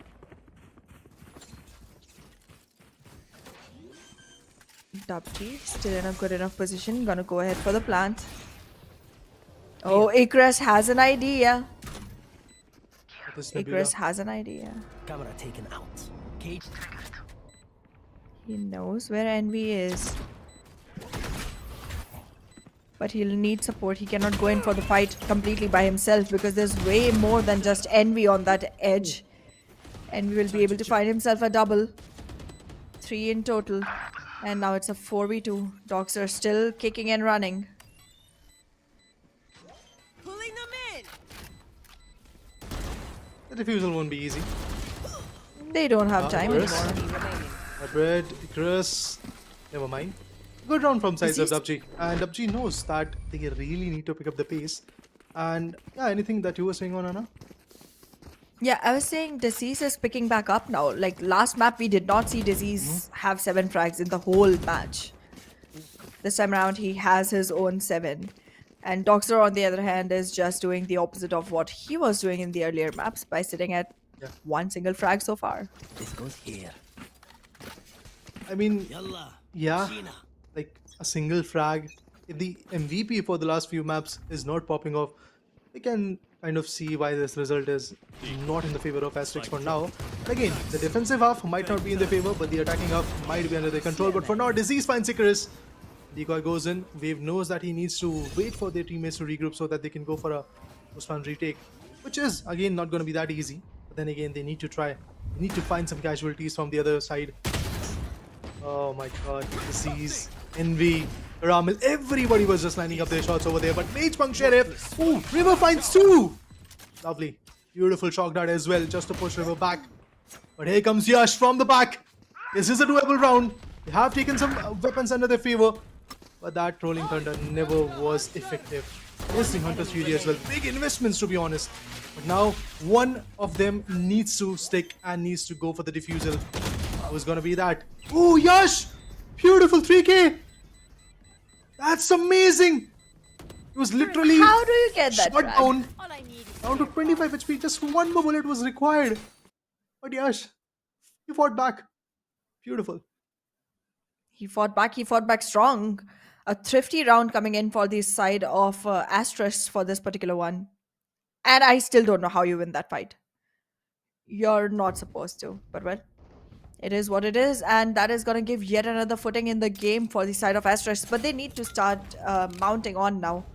They cannot keep gaining one round and losing the other because they don't have the economy to keep sustaining that flow of game. Who's next? This ebb and tide has to stop, and River and Wave need to start a tsunami. Dimensional Drift. Envy. Quick with the speed, gets all the info that is required, confusing his opponents quite a bit. He comes out, kill contract being utilized. Aftershock is going to push the player back, but Doxer again! 2 rounds! Not a very good sign for the sides of ASTERISK anymore. They just won a particular round, but it seems like that it's pretty easily a 6-2 now. Kill contract word. one of them just literally fall down to the abyss. Icarus still fighting back, still making sure that the hopes are high for the fans and the team as well. Lone wolf for the team of Asterix, to be honest, in the last few rounds. But Wave, obviously, he's also adding up a lot of value to the team. See Oh, if the he's going to timing. find some Disease more can be value. caught now. Yeah.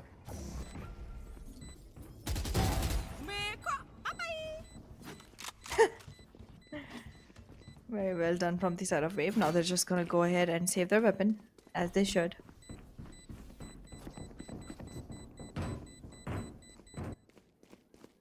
Nope, not a very fruitful round. Could have been though. Could have been though.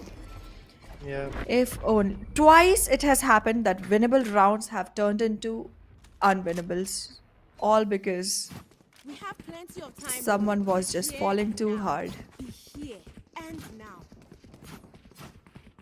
I mean, we know that it's 2-0. We know that it's basically Probably play some stars everything under the after favor of Team Asterix right now, but still, the job is not done. Like, you are not just halfway, but more than halfway, already pretty close to the sides of Asterix. But from there, they need to get to one more map. Abyss is a map where Asterix is super comfortable, but then again, the play so far has not been that comfortable. We're able to save 2 weapons. Are they going to go aggressive? Yes, they are definitely pushing in, trying to be aggressive. Wave finds one. Ramel instantaneously retaliates by taking down Yasha as well. Ooh, when we finds one more, Wave goes out. Top being collected. Beautiful, 1 frag, 1 down, 2 down. Dogzer might Finally. have fallen down in the last few rounds, but he is going to pick up the pace for sure. Has got that owl drone working. Spike has been stolen. Redeeming himself, is he? Shock dart. For that, he needs to win the round, man. True that. Because it was not just him falling, it was literally rounds being lost because of him Precisely. falling. Yeah. It's a 1v2 now. Disease is. Okay, the read could not be more wrong for the side of Asterisk. Disease is scrolling back into the site, exactly the one that is being vacated by the players of Asterisk. But I like the play that both of them are sticking with each other, because they do know that if they True. kind of go for isolated angles, they can easily get picked apart. Because Disease is not a guy who is going to be easy on their opponent. 30 more seconds seconds. left. They kind of have an idea that maybe there is an A plant, but after the plant goes Spike off, planted. yep, now they do know. Some cyber cages, some tripwires, whatever he has got, he needs to put down. Once again, look at this. Not even going for the heaven. They want to swing together. They want to find some good angles to work with. But if they give a bad angle to Disease, he can easily shut down both of them. Oh, no, no, no. The position is revealed. Now Yeah, he's just exactly a sitting where duck he over is. there. Yeah, he's... He What had did to Icarus buy. do? What did Icarus do? What did Icarus do? What? Chris made magic happen. Can we just have that replay? We might get to see it. If only we could see it from his perspective.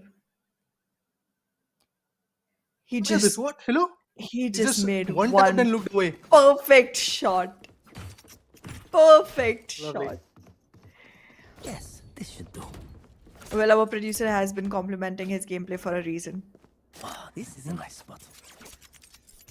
So he's sitting on the back lines, but Let's go never mind. here. The previous round was pretty amazing for him. What a 2K, pretty valuable one, to be honest. That's one of the biggest reasons why they do have the third round currently under their control. They need to get more mid confrontation. Once again, look at this. The players are forcing their way, specifically Yoru, from mid bottom to mid library, and one of them is actually on the catwalk as well. Interesting. It's gonna be a bit challenging for the defenders to prevail out here. ISO with that shield always is gonna be effective. ISO goes down. River finds Suki again. Where's Yoru? I believe he utilized the gate crash and completely skedaddled his way. But now 3v5, highly improbable, but the plan could still happen. Oh no, Spike is way too far.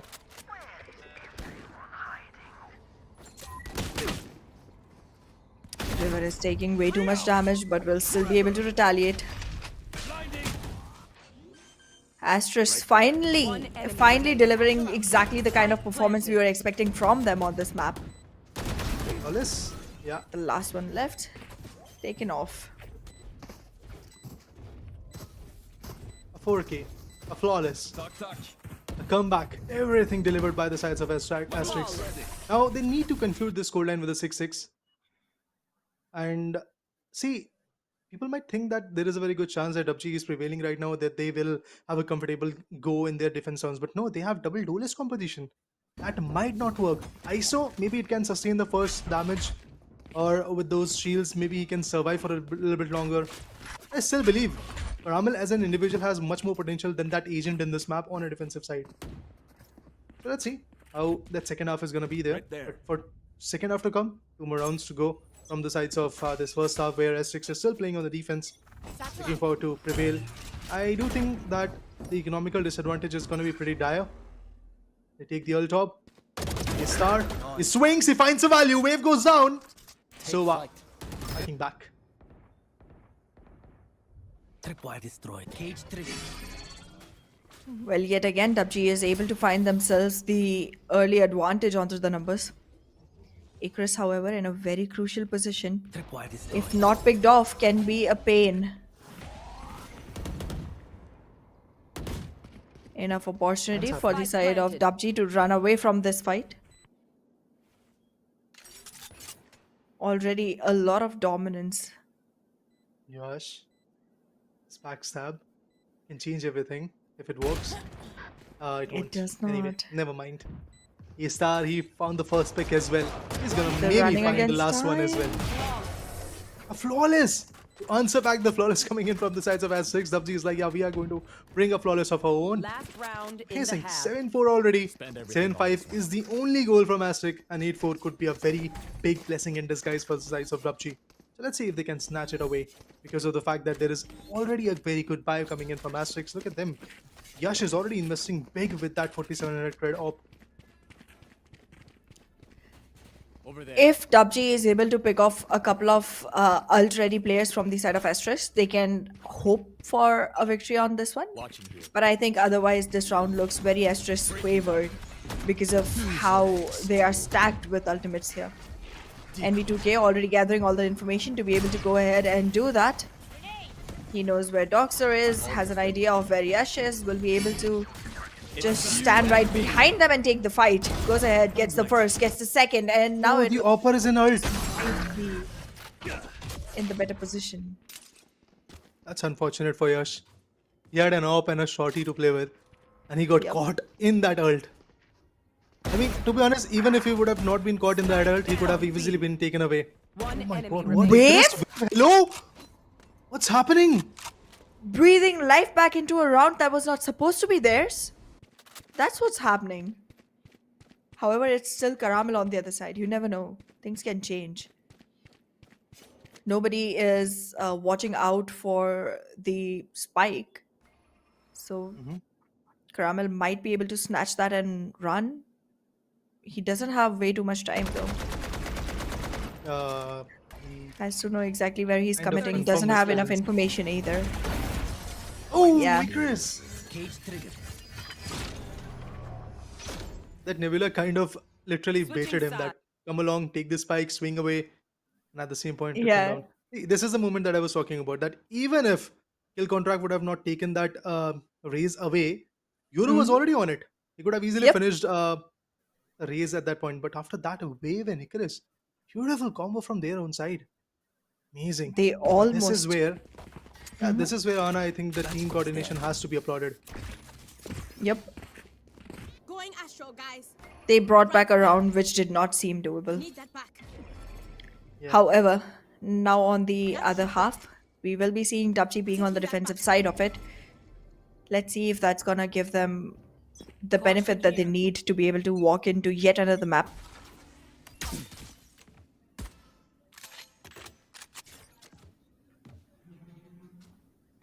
Nova with the Ultron, Honey, Here. trying to get the info. Catwalk, Icarus. Following the same tactics, but down mid. A-Star. He'll find a crucial one. Yash retaliates with a classic of his own. Here comes a Cyber Cage on Catwalk. Now they want to relocate back to B. But B side is somewhere where difficulties are going to rise a lot. You have Caramel over there playing on an ISO.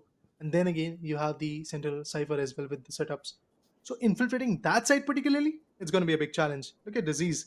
With that spy cam, he's pretty much having all the insights that he Camera needs. taken out. Camera has been taken down. The trip pass will break down. Yup, there you go. A lot of random shots, none of the work. Yash is down to like 2 HP. One good shot and he's away. Yeah, there you go. He has been taken down. It's absolutely looking very good for the side of DUPG as of now. Disease finally stepping up, being able to deliver to the team what they need. Wave, will he be able to change the result of this one? He has no idea people are coming up behind him. He's captured from each corner. Will he be able to isolate these fights? No, he can't. Hybrid just as good of an Astra on the other side. Goes in for the defuse and finds the 8th on board for the side of DUPG. Excellent. 8-5 already. A round which was very, very important for the sides of Asterix has been taken away. He was super close to it. He was just in a race against the time and at the same point against those two individuals who were trying to track him down. Did a good job at it, but eventually that 1v1 confrontation that he had against Hybrid just proved a little bit more fruitful to Hybrid. But Doxer, if he's not going to pop off, I do doubt that we are going to probably for the first map. Let's see. 8-5. Not an ideal scoreline for the sides of Asterix. DUPG, the comeback that they need might be here with this kind of play. Marshall in the hand, good connection, could be absolutely valuable. And let's see what he's gonna find. Oh no, Icarus just a little bit better. Always finds another effective value, has got a Spectre in the hand, but this pain shield from Yash, super useful. They have the total control of A side. The plan is done. They have relocated themselves from bridge. But someone has to hold up the side as well. No, they want to play from mains. This is where things can go south for them. Yeah, there is no such backstab which is in effect. For that reason, maybe they're going to have that benefit of doubt and that advantage. Double tap is going to go away very, very soon. A-Star still finds Yash. Refusal was bound to happen, but look at this from Vince. It's a beautiful flank that Doxer has brought in.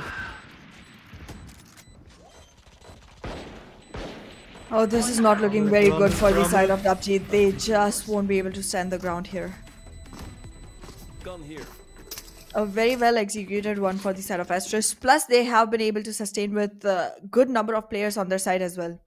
A round they did not really invest in, just turning into one that they were able to seize for themselves.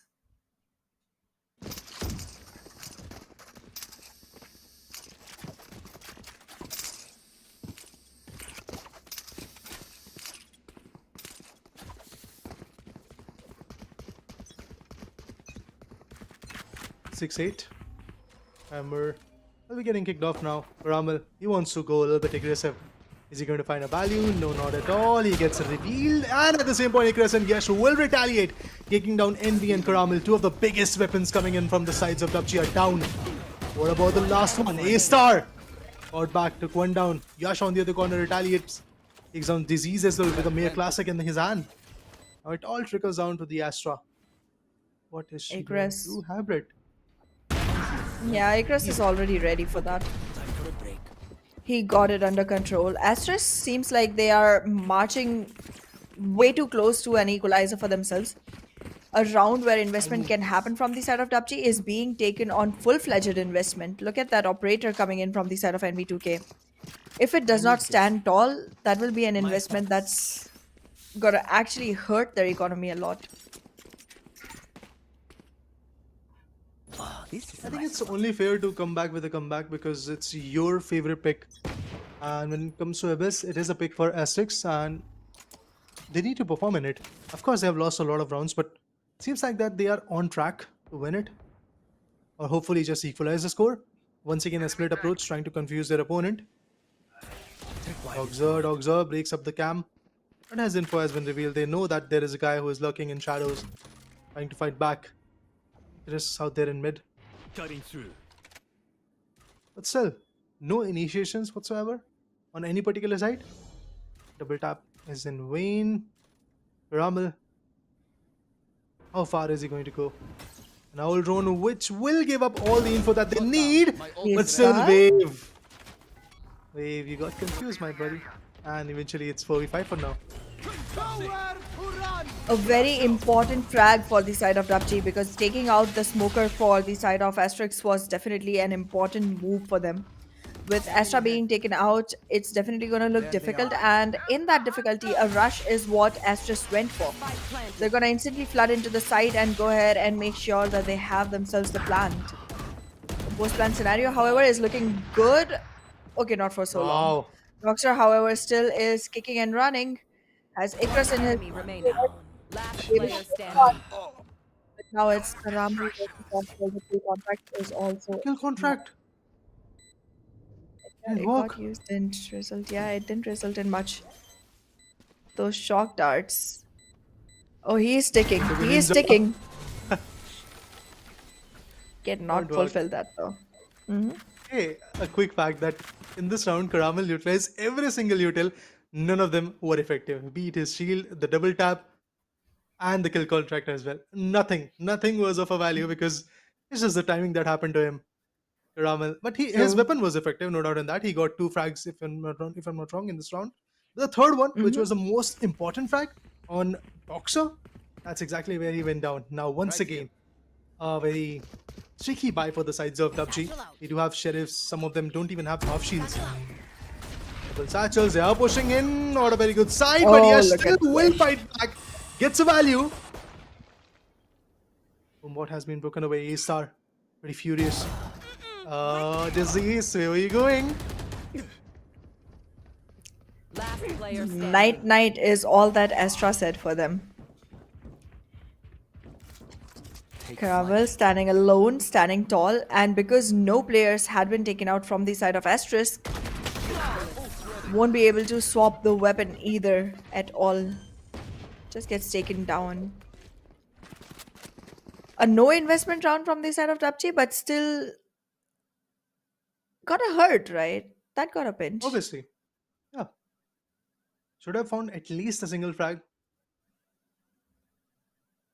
Karamal tried his level best, went in for like 2 bullets of that sheriff.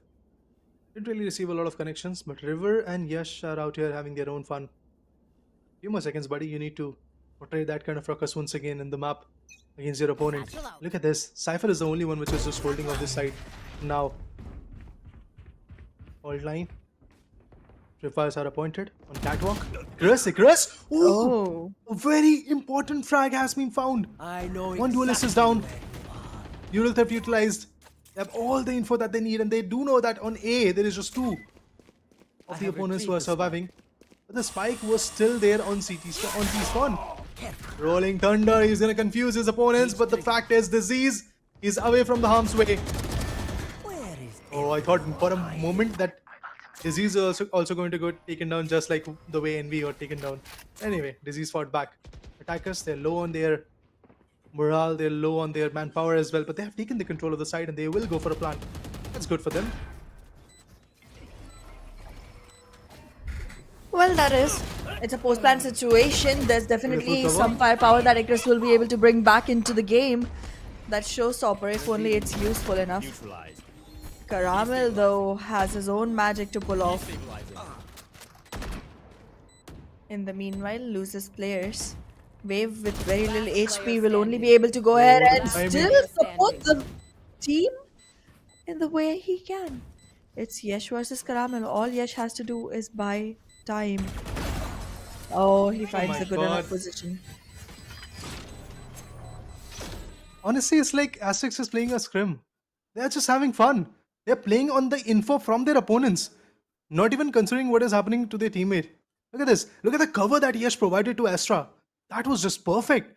Astra was trying to swing the elbow, but at the same point, there was a cover that was required on Haven.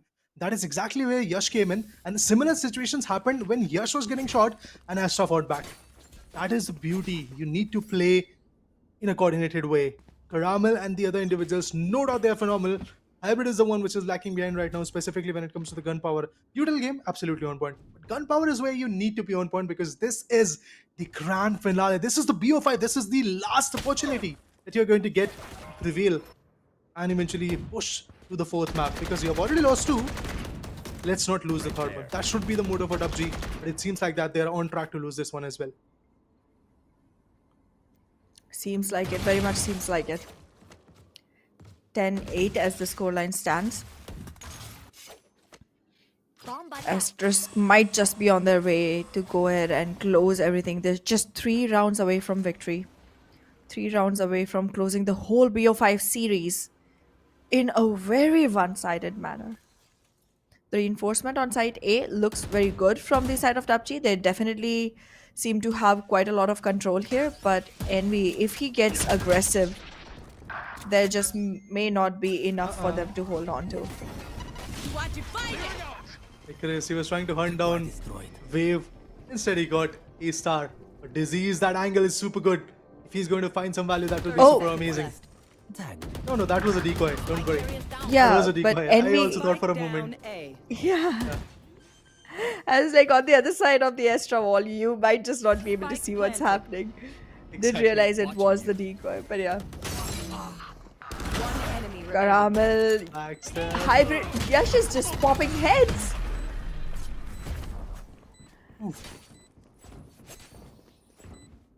Not easy, man. Not at all easy for the sides of DUPG anymore. The beauty is, in every single map, as a defender, you kind of feel comfortable that you're going to play on angles. You do have a good chance to like surprise your opponent. It seems like that out here in this map of Abyss, ASTERISK is the one which is surprising their opponent every single round.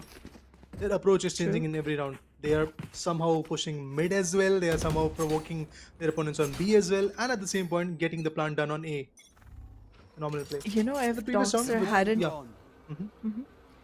I mean, I'm just thinking if Doxer hadn't fallen in those 2 rounds, Asterisk would have already closed this game by now. That's how close they are to victory. DUPG needs to do That's the something. They reality. need to fight back right now. They don't have time anymore. Yash, made an entry. Ramil goes on, Envy could be the next one. He did go down. Astra also has been picked off. Oh my god, is it already a series point? Last player standing. Yeah, it seems Seems like that. like It is it. highly likely a series point. Disease, a Sentinel versus Sentinel. Icarus so far has been the favorite Sentinel of Season 6, honestly. The way he has fought every single map on against every single opponent. Oh my god. I'm just scared to say this, but I feel that this is a reality that a team which has been undefeated so far in the Season 6, always there in the upper bracket, might go out of the grand finals with a 3-0. Yep. A 3-0. That's insults to injury. But well, They were so high. up Caramel with the did find confidence. himself a 20 fragger. There. Caution here. That's the only silver lining they can look for. It's I wanted a 1 30. round away from everything going down. I said that if you are an ISO, you need to get at least a 30 frag in your favor. Let's see if he's going to get it or not. Ouch, yes. He's just I finding don't this. think Oh it my can go god, what? Yes! He just confused his opponent till the end. Got the value. Shut zone hybrid. NV2K is still fighting back. But the question is, how far is he going to go? Beautiful flash on danger. It's a 3K coming in from NV himself. Now neural theft. Yash super duper low. Icarus has to be the guy who needs to fight back, because Yash, he does not have a HP to retaliate against this individual. They need to play on info. I think Icarus is out here playing on timing. They just need to buy time. Guardian though. finds one. Yeah, totally agree with that. Revealing area. Spy cam is going to confuse his opponent. There you go. Going to shot him probably. Goes in for the shot. Half defusal is not done. It's 13-8 already. And yes, we have the winner of the grand finals. And it is the champions, Asterix of Season 6. Absolutely, the champions, very well called so, because they literally found a 3-0 against a team that went undefeated the whole tournament. This is beautiful, commendable. Specifically gonna remark the performance coming in from the side of Icarus. He has just been unstoppable all through. A wrecking ball, to be honest. Whatever came in front of him just got taken on beat. ISO's wall, Yoru's flash, Disease's playstyle. Nothing was standing in front of Icarus the way he played. And no doubt that a River in a few rounds with that 1v4 that he was able to pull off on defense was absolutely amazing. Wave in a lot of rounds gave a lot of value, but I absolutely loved the kind of confidence that both of these individuals were giving to each other. I'm talking about Wave and Yash. in every single round. Whenever I got to see Wave getting crunched down, Yash was always there to take cover and eventually take the trade off. And in that particular round where it was basically a 3v4 if I'm not wrong, Yash gave a very good cover to the Astra Babe. right behind Yes. right behind the particular Haven. And at the same point, similar things happened when Astra also came out of the Nebula, the smokes. Then at the same point, Yash was getting shot down. Astra gave a very good cover. So that clearly tells you that ASTERISK was out here with a better team coordination, better configuration of what they need to do, and they had a better read of this map for sure. And it all started with their own pick, I believe, if I'm not wrong. Yeah, Haven was their own pick.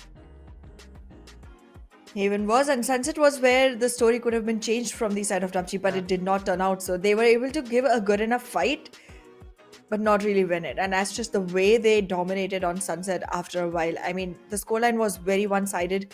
It seemed like DUPG was about to win, but then it just did not fall in their favor. And with a 3-0, the grand finals are shutting down. Let's take a look at what made this last particular map such a famous one for the side of players like Wave and Icarus. Every single fight that they took, every single ounce of implementation that was there from the sides of ASTERISK was absolutely amazing. Of course, on defense, they were shaken down because of the very fact that Abyss is a map particularly where there are so many entry points for the attackers. Like they can go from mains, obviously, from B lobby and A main. At the same point, they can push in from areas like catwalk and mid as well. So there are 4 entry points and just 2 ways to hunt down your attacking opponent. That is exactly where ASTERISK kind of struggled, but they were still able to find their way back. I mean, it was 4-0 if I'm not wrong. 4-0 or Yep. 4? Oh yeah, 4-0. Yes, after that there was the first opening coming in from the sides of ASTERISK, and then the scoreline tripled down to like 7-1, 7-2, somewhere around that. After that there was a comeback coming in from sides of ASTERISK, but every single round that they were able to fight. There was a very clear picture that initially they were also struggling the way DUPG struggled in the last 2 maps, like coordination part and also the economical part, because none of the rounds had a good economy for the sides of ASTERISK, to be honest, till the end. Absolutely. The way the overall game unfolded for the side of ASTERISK just turned out to be very good. In the early times, it did feel like after Doxer falling a couple of times, it was not looking like what we kept saying over and over, that this is one of the maps where ASTERISK is very comfortable, because it did not even seem like it was easy to walk on it for the players of ASTERISK. But then they were still very good when it came to taking the kills, finding those frags, hitting those heads. That particular kill from the side of Icarus, oh my god, I cannot forget it. That one single tap, it was beautiful as anything. Yeah, I wanted to talk about that, but honestly, there are so many things that happened that we completely forgot that flick that came from Icarus. Amazing. I mean, these guys are super amazing. What a play.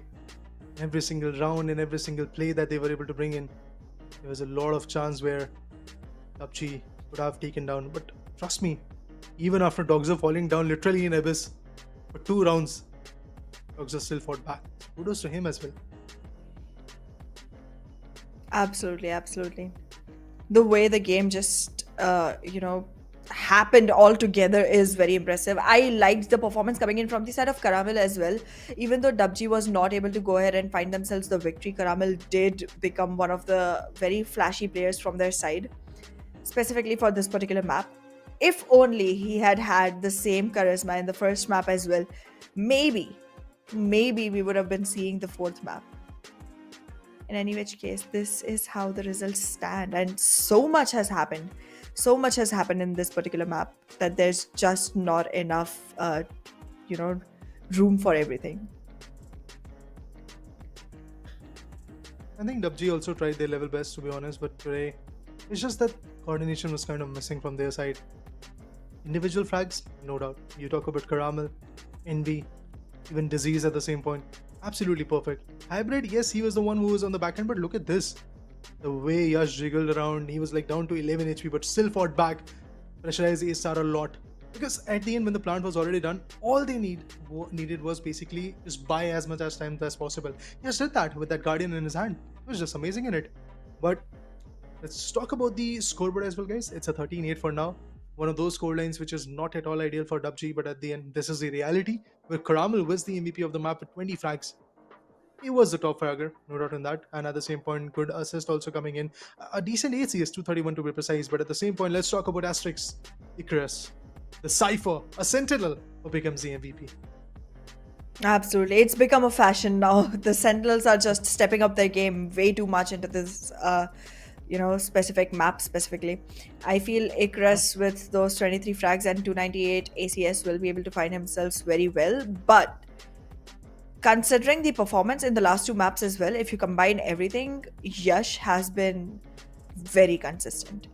His 20 frags, 258 ACS puts him very close to what might be the MVP of the series. I mean, obviously, I cannot make any comments on that yet, but he might very well find himself there. I mean, he was consistent, so maybe that's the case. Let's talk about the MVP of the map as well. Let's see who is that guy who is reigning on top. I believe that is, of course, going to be Chris because of the fact that he is MVP out here on the scoreboard. Maybe that is the case. But guys, let's talk about the MVP of the stream. Giveaway winner of 1000 VP is @Nidhi. She won through Instagram giveaway as the YouTube giveaway failed due to the tech issue. So you guys can just, Nidhi, you can contact the Esports Hub on their Instagram handle for the further details of the giveaway and all. But yeah, diving back into the action, 13-8. A scoreline which was brilliant for the sides of Asterix, not so much for the other side. But Icarus, this individual, 5 first kills, that on a Sentinel. Headshot percent of 22%, ADR of 209, damage of more than 4000. Icarus definitely was able to blow every single possibility out of the context and drop it down in abyss for the sides of DUPG. A fan favorite for a reason, definitely. The man has kept his head held high, and his cap mostly making sure that it has all the information with those neural thefts coming in every now and then, and the whole team ready to capitalize on it. I mean, beautiful gameplay from the side of Icarus nonetheless. However, MVP of the series is what I am wondering about right now because, as mentioned, I think it's Yash, but I'm not sure. It's Doxer. Wow. Holy. Even though the guy fall, but he was able to rise back as the MVP of the series. Not just that, I do believe something is going to change in the level up leaderboard as well because of this performance. 8 first kills on that server.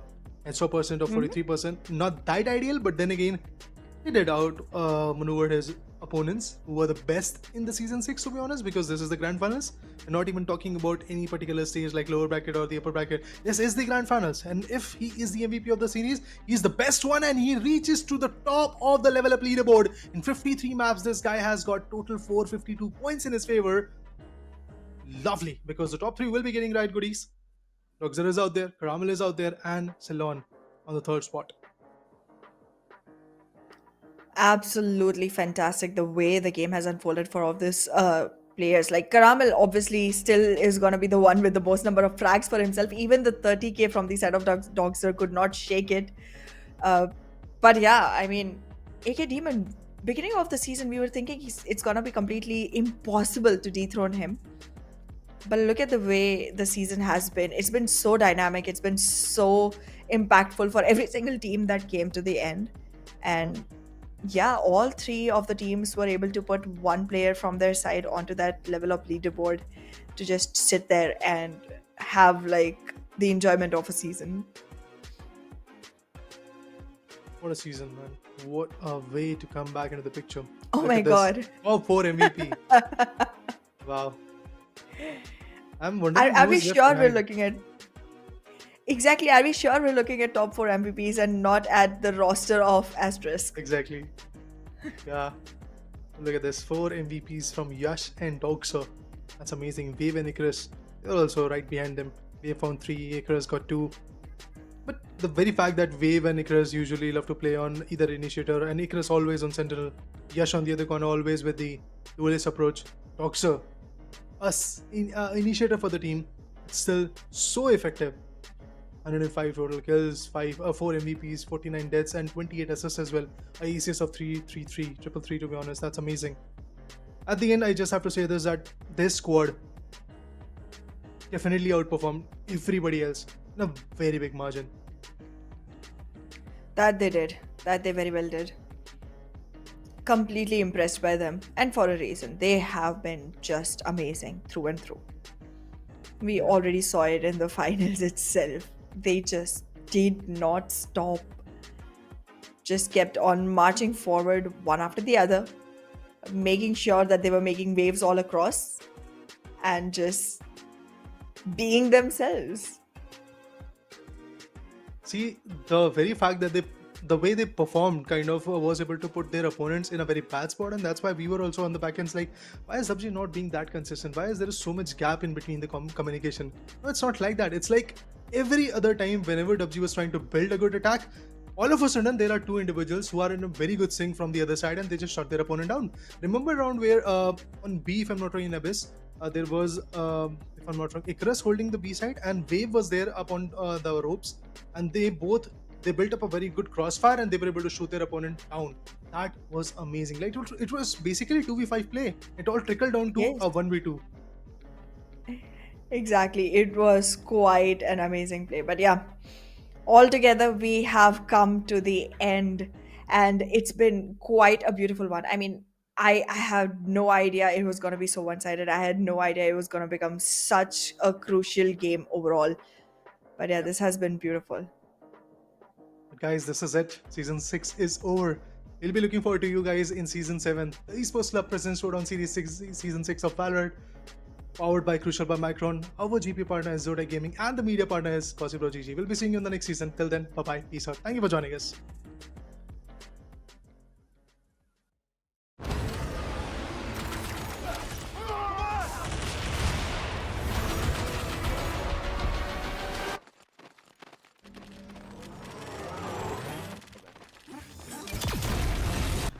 When are you gonna upgrade your system?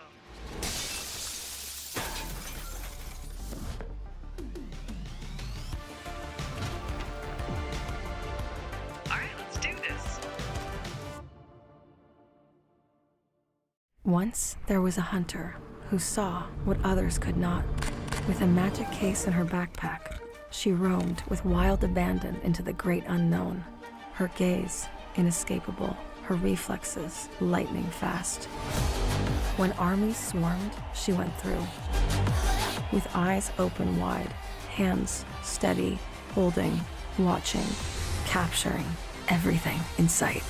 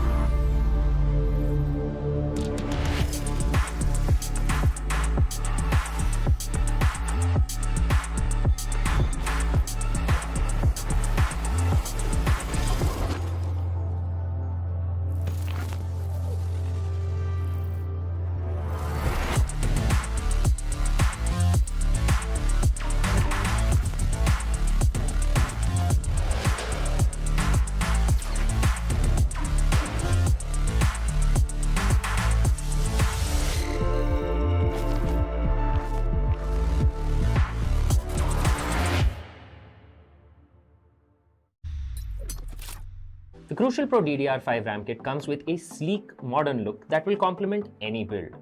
But aesthetics aside, it's the performance that really matters. So let's dive into it. The default JEDEC timings are 46, 45, 45, but it does come with 2 XMP and Expo settings for those looking for a little more performance. With XMP 3.0 Profile 1, you can push the speed up to 5600 megatransfers per second. If you prefer a slightly lower speed but tighter timings, Profile 2 offers 5200 megatransfers per second at 42, 42, 42 timings. We've run some benchmarks and stress tests to give you an idea of how it performs. In general, dropping the speed and tightening the timings with the second XMP/Expo profile yielded better results for us on our test system. Paired with a Ryzen 7800X 3D, we saw anywhere from a 1 to 5% performance bump depending on workloads. All in all, the Crucial Pro DDR5 64GB RAM kit by Micron is a fantastic choice for first-time builders and enthusiasts alike.